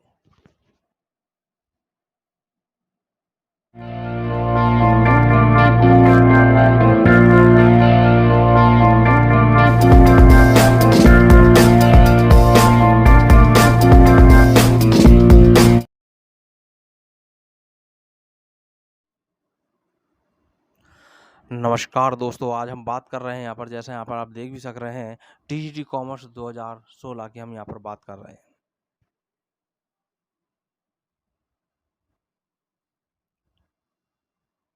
टीजीटी कॉमर्स 2016 के पेपर की सॉल्यूशन की हम यहाँ पर बात कर रहे हैं, और इसका हम बना रहे हैं पार्ट 3, जिसमें 40 क्वेश्चन हैं, और इससे पीछे 2 पार्ट बनाए जा चुके हैं, फर्स्ट और सेकंड। अगर आपने नहीं देखे हैं तो आप प्ले लिस्ट में जाकर के उनको देख सकते हैं, और इस तरह से लास्ट 40 क्वेश्चन ये हैं, सब मिलाकर आज ये 125 क्वेश्चन पूरे कंप्लीट हो जाएंगे, जो कि बहुत ही महत्वपूर्ण है। और क्वेश्चन ये नहीं है कि रिपीट नहीं होते हैं, क्वेश्चन रिपीट भी होते हैं। साथ ही साथ एक रिक्वेस्ट ये करूँगा कि अगर आवाज़ क्लियर नहीं आ रही हो तो आप ईयरफोन या हेडफोन का यूज ज़रूर करें, जिससे आप तक क्लियर आवाज़ पहुंच सके। और वीडियो को लाइक भी करते रहें, कमेंट भी करते रहें, जिससे आपका कुछ भी खर्च नहीं होगा। इससे मेरा सिर्फ और सिर्फ कॉन्फिडेंस ही बढ़ेगा, और कुछ नहीं। तो ये रहा आज का पहला क्वेश्चन, जो कि 86 नंबर का क्वेश्चन है। बाकी मैं पहले करा चुका हूँ। क्वेश्चन को देखें, इम्पोर्टेंट क्वेश्चन है कि फर्नीचर व्यापारी द्वारा की गई फर्नीचर की नगद बिक्री को डेबिट किया जाएगा। यहाँ ज़्यादातर अभ्यर्थी कंफ्यूज हो जाते हैं, वो विक्रय खाते या फर्नीचर खाते में से टिक लगा लेते हैं। इसको सॉल्व करने के लिए हमें जर्नल की एंट्री की तरफ को जाना होगा। यहाँ पर ये देखें, फर्नीचर का व्यापारी है जो फर्नीचर की नगद बिक्री कर रहा है। इसका अगर हम लेखा करेंगे, नगद बिक्री है, जर्नल में लेखा देखें तो यहाँ पर लेखा हमारे पास होगा cash account DR to sales account, ये लेखा यहाँ पर होगा, यानी कैश अकाउंट जो है वो डेबिट होगा और क्रेडिट होगा सेल्स अकाउंट। सेल्स अकाउंट यहाँ पर इसलिए होगा क्योंकि ये जो फर्नीचर है, फर्नीचर इस व्यापारी का माल है, गुड्स है। अगर किसी और का व्यापारी होता फर्नीचर की नगद बिक्री अगर ये करता, तब हम सेल की जगह फर्नीचर अकाउंट को लिखते, लेकिन ये तो खुद फर्नीचर का व्यापारी है, फर्नीचर इसका माल है, इसलिए यहाँ पर सेल अकाउंट आएगा। अब इसने पूछा क्या था, इसने पूछा था डेबिट किया जाएगा, तो डेबिट क्या हो रहा है आप यहाँ देख सकते हैं, कैश यहाँ पर डेबिट हो रहा है, तो राइट ऑप्शन जो इसका होगा वो राइट ऑप्शन हमारे पास होगा रोकड़ खाते में।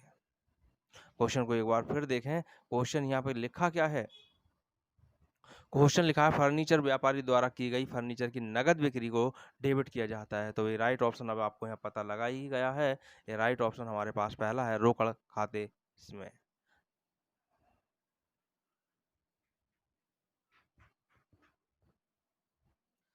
अगला क्वेश्चन हमारे पास में है,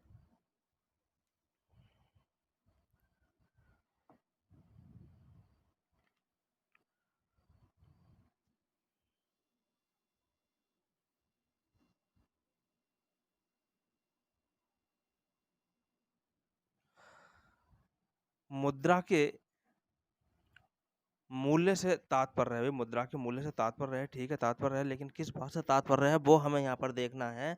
मुद्रा का मूल्य का तात्पर्य क्या है, कि मुद्रा के माध्यम से खरीदे गए स्वर्ण से है, देख लें ऑप्शन है। दूसरा ऑप्शन है मुद्रा की सामान्य क्रय शक्ति, क्या ये हमारे पास में सही हो सकता है। और अगला ऑप्शन हमारे पास में है मुद्रा के लिए मांग से, क्या ये सही हो सकता है। अगला ऑप्शन है मुद्रा में अंतर्निहित मूल्य से। तो भाई, तो यहाँ पर जो हमारा राइट आंसर होगा वो सामान्य क्रय शक्ति से होता है, सामान्य क्रय शक्ति, यानी जो भी मुद्रा है उससे हम जो वस्तु खरीद सकते हैं वो सामान्य क्रय शक्ति कहलाती है, वही उसका मूल्य है। अगला क्वेश्चन हमारे पास है,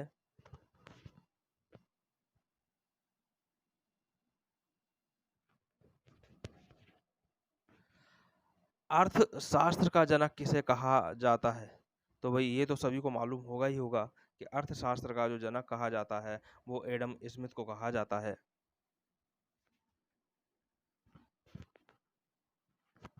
फेमस नाम है, ऑप्शन ज़्यादा देखने की इसमें आवश्यकता ही नहीं है। अगला क्वेश्चन हमारे पास है, लघु कार्य का आशय है या होता है। तो लघु कार्य ज्ञात करने के लिए हमें ये देखना होता है वो होता क्या है, न्यूनतम किराया अधिक होता है और उसका आधिक्य ही हमें देखना होता है। ऑप्शन हमारे पास में यहाँ पर है, अधिकार शुल्क पर न्यूनतम किराए का आधिक्य, न्यूनतम किराए पर अधिकार शुल्क का आधिक्य, या अधिकार शुल्क का आधिक्य, या न्यूनतम किराए पर वास्तविक शुल्क का आधिक्य। यहाँ राइट आंसर हमारे पास में, मैंने अभी शुरू में ही बता दिया था कि न्यूनतम किराया अधिक होता है। अब न्यूनतम किराया अधिक होता है काय से, रॉयल्टी से अधिक होता है, अधिकार शुल्क से अधिक होता है। पहला ही ऑप्शन हमारा यहाँ पर राइट हो जाएगा। अगले क्वेश्चन की ओर बढ़ रहे हैं और अगला क्वेश्चन जो हमारे पास में है, लिखा है भारतीय अर्थव्यवस्था में कृषि का योगदान क्या हो रहा है, भाई बढ़ रहा है या घट रहा है, स्थिर है, या फिर इनमें से कोई भी नहीं। तो यहाँ पर राइट ऑप्शन हमारे पास में होगा घट रहा है। अगले क्वेश्चन हमारे पास में आ रहा है और क्वेश्चन है हमारे पास में, विक्रय बही एक अभिलेख है।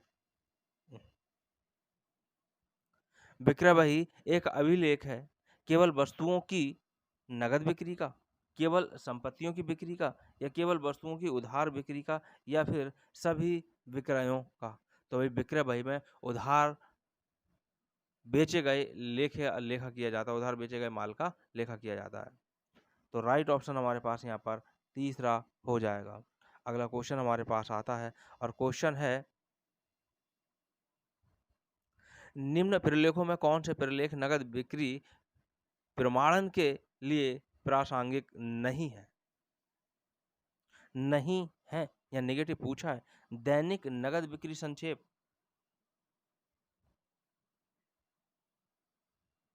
दूसरा ऑप्शन है ग्राहकों को भेजा गया मासिक विवरण, विक्रयकर्ता द्वारा दिया गया विवरण, या फिर बैंक विवरण। राइट आंसर यहाँ हमारे पास में होगा ग्राहकों को भेजा गया मासिक विवरण। ये जो है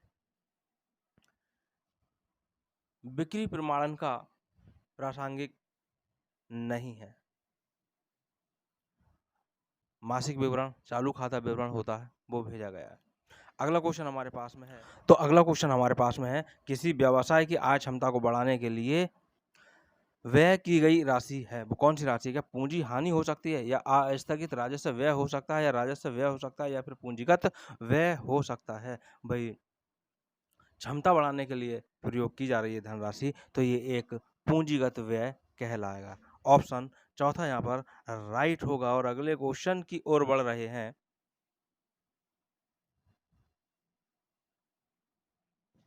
धन एक ऐसा केंद्र बिंदु है जिसके चारों तरफ आर्थिक विज्ञान घिरा होता है। यह कथन व्यक्त किया है, यानी ये कथन किसका है? अगर इसे परिभाषा के तौर पर भी मान लें तो ये परिभाषा किसकी है? क्वेश्चन हमारे पास में ये पूछा जा रहा। ऑप्शन हमारे पास है एडम स्मिथ द्वारा, या अल्फ्रेड मार्शल के द्वारा, या जे.एम. कीन्स के द्वारा, या कौटिल्य के द्वारा। राइट आंसर यहाँ पर अल्फ्रेड है, अल्फ्रेड मार्शल। अगले क्वेश्चन की ओर बढ़ रहे हैं और अगला क्वेश्चन हमारे पास में, किस बाजार संरचना में मांग पूर्णतः लोचशील है?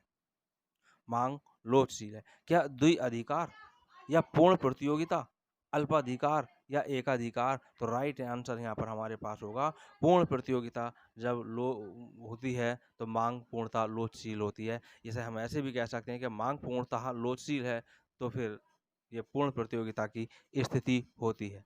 अगला क्वेश्चन हमारे पास है, और अगला क्वेश्चन हमारे पास जो है बहुत ही इंपॉर्टेंट क्वेश्चन है, कई बार परीक्षाओं में आ चुका है कि बुरी मुद्रा अच्छी मुद्रा को चलन से बाहर कर देती है। इस नियम के प्रतिपादक थे। प्रतिपादक यहाँ पर पूछा है, या जे.एम. कीन्स हो सकते हैं, या थॉमस ग्रेसम हो सकते हैं, या सैमुएल्सन ये हो सकते हैं, या फिर क्राउथर हो सकते हैं। Right answer Thomas Gresham. ये बात इन्होंने महारानी एलिजाबेथ के सम्मुख कही थी। ये उनके आर्थिक सलाहकार थे। अगला क्वेश्चन हमारे पास में है, वस्तु की एक अतिरिक्त इकाई के उपभोग से प्राप्त उपयोगिता कहलाती है। अब क्या कहलाती है? ऑप्शन हमारे पास है, कुल उपयोगिता कहलाएगी, सीमांत उपयोगिता कहलाएगी, या फिर अतिरिक्त उपयोगिता कहलाएगी, या फिर व्युत्पन्न उपयोगिता कहलाएगी। राइट आंसर हमारे पास में होगा ये सीमांत उपयोगिता कहलाएगी। अगला क्वेश्चन हमारे पास में आता है, प्रमाणन का संबंध है। प्रमाणन का संबंध है लेन देनों की आधिकारिक एवं प्रमाणिकता से, या प्रलेखीय साक्ष्यों की वैधता से, या पुस्तकों में अभिलेखित प्रविष्टियों एवं खतौनियों की शुद्धता से, या फिर उपरोक्त सभी। राइट आंसर हमारे पास यहाँ होगा लेन देनों की आधिकारिकता एवं प्रमाणिकता से। सही है। दूसरा ऑप्शन जो प्रलेखीय साक्ष्यों की वैधता, ये भी सही है। और तीसरा ऑप्शन पुस्तकों में अभिलेखित प्रविष्टियां एवं खतौनियों की शुद्धता, ये भी सही है। तो राइट ऑप्शन हमारे पास में हो जाता है चौथा, फोर्थ। अगले क्वेश्चन की ओर बढ़ रहे हैं और अगला क्वेश्चन हमारे पास में है, निम्न में से कौन सी प्राथमिक आंकड़े संग्रह करने की विधि नहीं है? प्राथमिक आंकड़े संग्रह करने की यहाँ पर बात पूछी जा रही है। प्रत्यक्ष साक्षात्कार, परोक्ष साक्षात्कार, राष्ट्रीय प्रकाशन, या प्रश्नावली पद्धति। यहाँ पर पूछा क्या है? नेगेटिव पूछा है कि निम्न में से कौन सी प्राथमिक आंकड़े संग्रह करने की विधि नहीं है।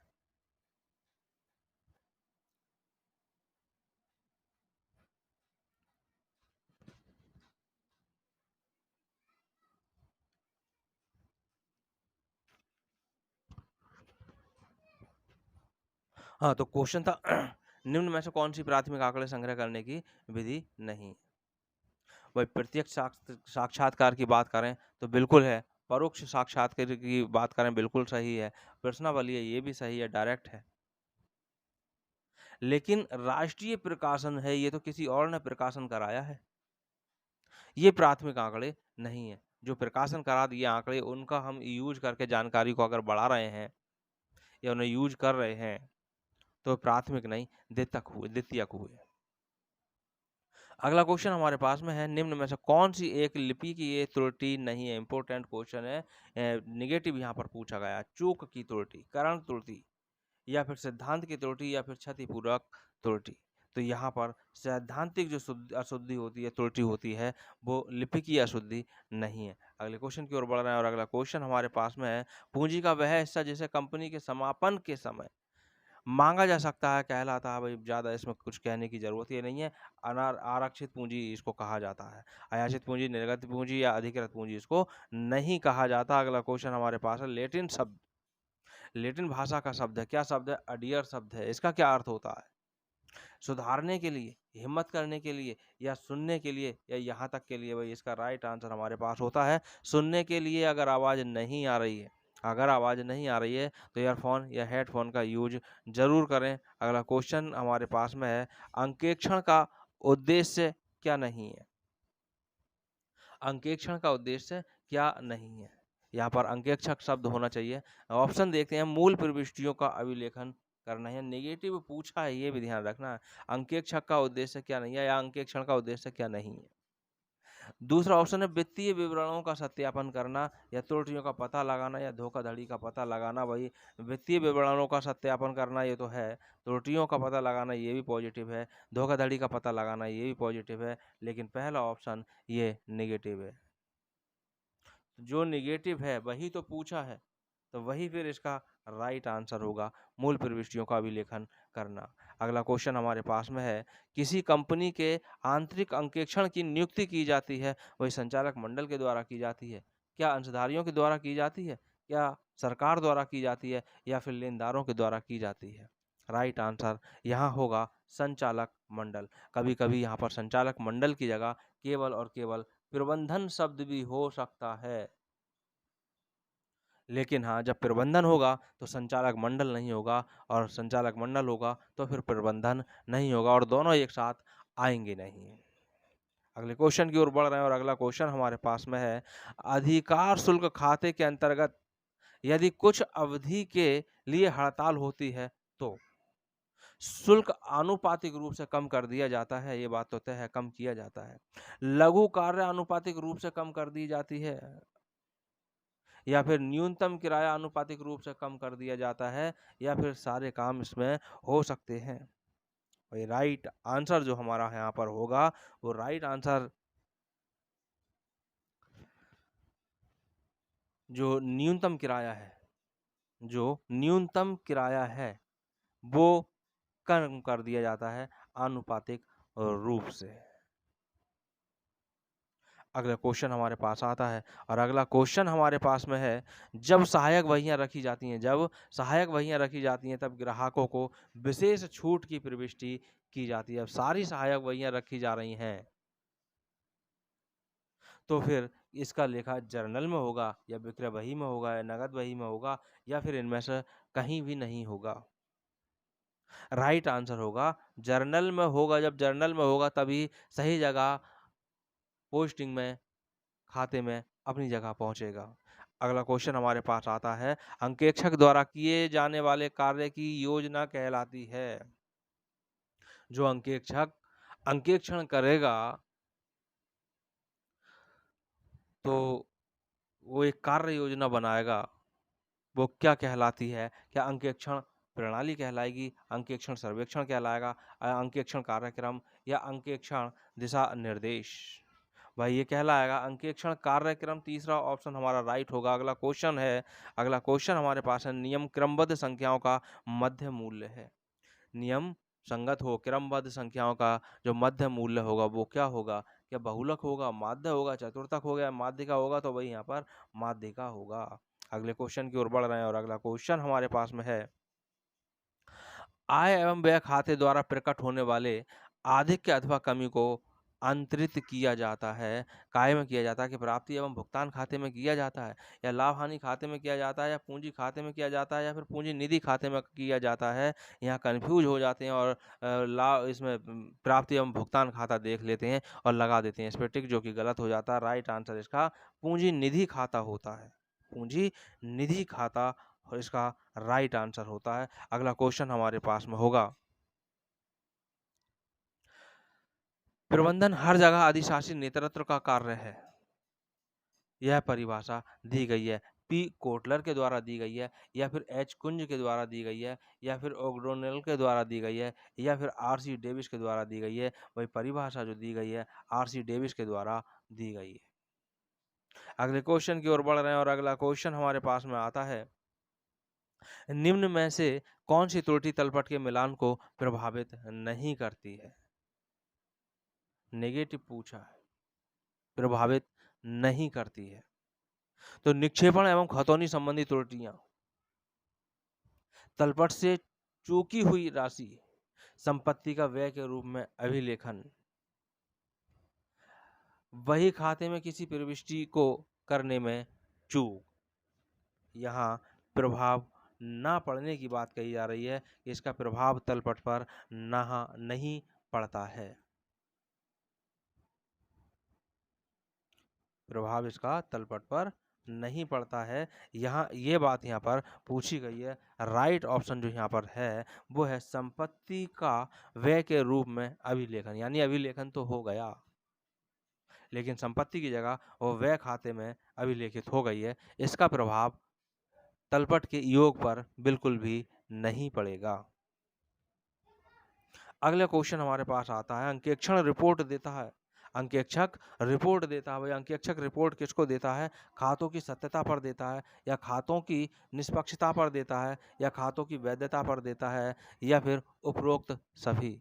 भाई यहाँ पर खातों की सत्यता की भी बात आती है, खातों की निष्पक्षता की भी बात आती है, वैधता की भी बात आती है। राइट ऑप्शन यहाँ हमारे पास उपरोक्त सभी हो जाएगा। ऑप्शन यहाँ पर चेंज भी हो सकते हैं। प्रश्न यही हो सकता है कि अंकेक्षक रिपोर्ट देता है, फिर आ जाता है कि ऑप्शन दे सकता है संचालक मंडल, प्रबंधक, या अंशधारी, या ऋण पत्रधारी। ये भी ऑप्शन हो सकते हैं। अगला क्वेश्चन हमारे पास में आता है और वो क्वेश्चन हमारे पास में है, निरक्षर उपभोक्ताओं के लिए कौन सा माध्यम उपयोगी है? निरक्षर उपभोक्ताओं की यहाँ पर बात चल रही है। यहाँ ऑप्शन हमारे पास में है प्रकाशन माध्यम। अब प्रकाशन करा दिया गया तो आप सीधी सी बात कर सकते हैं, या निरक्षर की बात चल रही वो कैसे पढ़ सकता? नहीं पढ़ सकता। दूसरा, पोस्टर और होर्डिंग्स, उस पर भी कुछ ना कुछ लिखा होता है। पारगमन साधन या फिर प्रसारण माध्यम। राइट आंसर होगा प्रसारण। प्रसारण में चलचित्र भी हो सकते हैं, ऑडियो वीडियो भी हो सकती है, किसी भी तरह का प्रसारण हो सकता है जिसको निरक्षर उपभोक्ता भी देख करके समझ सकता है। अगला क्वेश्चन हमारे पास आता है और वो क्वेश्चन है, उत्पादक सेवाओं के आगतों की दर और निर्गत की दर के बीच संबंध होता है। क्या उत्पादन फलन होता है, या उपयोगिता फलन होता है, या आपूर्ति फलन होता है, या फिर इनमें से कोई भी नहीं होता है? वही यहाँ पर राइट आंसर उत्पादन फलन होता है, यानी पहला ही ऑप्शन यहाँ पर राइट होगा। और अगला क्वेश्चन हमारे पास आता है, प्रश्नावली में सीधे विकल्पीय प्रश्नों के उत्तर कितने होने चाहिए? तो यहाँ पर क्या 3 हो सकते हैं, क्या 2 हो सकते हैं, या कुछ भी नहीं, या फिर अनेक हो सकते हैं, या कई हो सकते हैं? तो राइट आंसर यहाँ पर 2, दूसरा, यानी कि 2 ही ऑप्शन होने चाहिए। अगला क्वेश्चन हमारे पास में आता है और क्वेश्चन यहाँ पर कह रहा है, कंपनी के पास सीमा नियम पर हस्ताक्षर करने वालों को कहते हैं। भाई क्या कहते हैं? क्या उन्हें अंशधारी कहते हैं, या निदेशक कहते हैं, या फिर पार्षद सीमा नियम के लिए अभिदाता कहते हैं, या प्रवर्तक कहते हैं? तो भाई राइट आंसर जो यहाँ पर होगा, पार्षद सीमा नियम के लिए अभिदाता कहा जाता है। अगला क्वेश्चन हमारे पास में आ रहा है, मांग का नियम क्या कहता है? भाई मांग का नियम क्या कहता है? ये क्वेश्चन बहुत ही इंपॉर्टेंट क्वेश्चन है और ये कई बार कई बार आया है टीजीटी और पीजीटी दोनों में। कीमत, पहला ऑप्शन, कीमत तथा मांग के मध्य सदैव सीधा संबंध होता है। कीमत तथा मांग के मध्य सदैव विपरीत संबंध होता है। या मांग तथा इच्छा के मध्य सदैव सीधा संबंध होता है। या मांग तथा कीमत के मध्य कोई संबंध होता ही नहीं है। वही राइट ऑप्शन यहाँ पर हमारा दूसरा होगा, विपरीत संबंध होता है। अगले क्वेश्चन की ओर बढ़ रहे हैं। क्वेश्चन हमारा कह रहा है अगला, मुद्रा वह है जो मुद्रा का कार्य करे। ये परिभाषा किसने दी है? बॉकर ने दी है, या रॉबर्टसन ने दिया, क्राउथर ने दिया, या फिर पॉल इनिंग ने दी है? राइट आंसर यहाँ हमारा है बॉकर। ये परिभाषा वॉकर ने दी है। और अगले क्वेश्चन की बात हम यहाँ पर कर रहे हैं कि बही खाते का उद्देश्य, बही खाते का क्या उद्देश्य है? लेन देनों का वर्गीकरण या लेन देनों का सामूहिकरण या प्रत्येक खाते में शेष ज्ञात करना या फिर उपरोक्त सभी। राइट आंसर है इनका लेन देनों का वर्गीकरण करना। राइट आंसर है इसका लेन देनों का सामूहिकरण करना और प्रत्येक खाते को में शेष को ज्ञात करना। इस तरह से ऑप्शन हमारे पास चौथा राइट हो जाता है। और अगले क्वेश्चन की ओर बढ़ रहे हैं। अगला क्वेश्चन हमारे पास में आता है कि लाभ हानि खाते के प्रतिकूल शेष को, लाभ हानि खाता के प्रतिकूल शेष का या भाई अनुकूल शेष होता वो क्या होता? लाभ हानि खाते का वो प्रॉफिट होता। प्रतिकूल है तो यहाँ पे लॉस है। अब लॉस का हमें क्या करना होता है? लाभ हानि खाते के प्रतिकूल शेष को यानी कि हानि का हमें क्या करना होता है? दायित्व में जोड़ना चाहिए या संपत्तियों से घटाना चाहिए या पूंजी में से घटाना चाहिए या इनमें से कुछ करना ही नहीं चाहिए। तो भाई राइट आंसर है फाइनल अकाउंट। अगर आप लोगों ने सीखे हैं, ध्यान में होंगे, पूंजी में से उसको घटाना चाहिए, घटाया जाता है। अगला क्वेश्चन हमारे पास में आता है, घटती सीमांत उपयोगिता के नियम का प्रसार किया था, वो किसने किया था? एच एस गोसेन के द्वारा या अल्फ्रेड मार्शल के द्वारा या गोसेन और मार्शल दोनों के द्वारा या फिर इनमें से कोई भी नहीं। राइट आंसर यहाँ हमारे पास है एच एस गोसेन के द्वारा। घटती सीमांत उपयोगिता की यहाँ पर बात चल रही थी। अगला प्रश्न हमारे पास में आता है, फर्म के विघटन पर अशुद्ध ऋण संचय खाते का शेष हस्तांतरित किया जाता है। अशुद्ध ऋण संचय खाते का शेष सामान्य संचय खाते में किया जाता है क्या? देनदारों के खाते में किया जाएगा या वसूली खाते में या फिर साझेदारों के पूंजी खाते में? वही जब फर्म का विघटन हो रहा है तो वसूली खाता ही बनता है, तो वसूली खाते में ही इसको हस्तांतरित कर दिया जाएगा। अगला क्वेश्चन हमारे पास में आ रहा है और वो क्वेश्चन हमारे पास है, निम्न में कौन सा अंकेक्षण का उद्देश्य नहीं है? या देखें नेगेटिव पूछा गया है। त्रुटियों का पता लगाना, खातों का सत्यापन, धोखाधड़ी के लिए सजा या धोखाधड़ी की रोकथाम। तो राइट आंसर यहाँ पर इसका है। अगर पॉजिटिव की हम बात देखें तो त्रुटियों का पता लगाना भी है, खातों का सत्यापन करना भी है और धोखाधड़ी का भी रोकथाम करना है। जो नहीं है वो ये है, धोखाधड़ी के लिए सजा देने का कार्य इसका नहीं है। राइट ऑप्शन तीसरा ही हमारा हो जाएगा। और अगला क्वेश्चन हमारे पास में है, निम्न में से कौन सा कथन सत्य है? जब कुल उपयोगिता अधिकतम होती है, सीमांत उपयोगिता शून्य हो जाती है। जब कुल उपयोगिता घटती है तो सीमांत उपयोगिता स्थिर रहती है। या फिर कुल उपयोगिता तथा सीमांत उपयोगिता परस्पर संबंधित ही नहीं है या फिर उपरोक्त सभी। राइट आंसर यहाँ हमारे पास में होगा शून्य हो जाती है। यानी जब कुल उपयोगिता अधिकतम होती है तो सीमांत उपयोगिता जो है वो शून्य हो जाती है। पहला ही ऑप्शन हमारा राइट होगा। और अगला क्वेश्चन हमारे पास में अंतिम क्वेश्चन है यूपी टीजीटी 2016 के पेपर का। क्वेश्चन है, निम्न में कौन सा आधुनिक कार्यालय का कार्य है? आधुनिक कार्यालय का कार्य है, पॉजिटिव ही यहाँ पर पूछा है। सूचना प्राप्त करना, सूचना प्रदान करना, जनसंपर्क करना या फिर उपरोक्त सभी। तो भाई यहाँ पर कहूँगा पहला ऑप्शन हमारा राइट है, दूसरा भी राइट है, तीसरा भी राइट है। और जब तीनों राइट हैं तो इन सबको मिला करके चौथा ऑप्शन हमारा राइट हो जाता है। ऑप्शन टिक करने से पहले, गोला करने से पहले चारों ऑप्शन को पढ़ लेना चाहिए, तभी उसके हम आंसर के निष्कर्ष पर पहुँचे।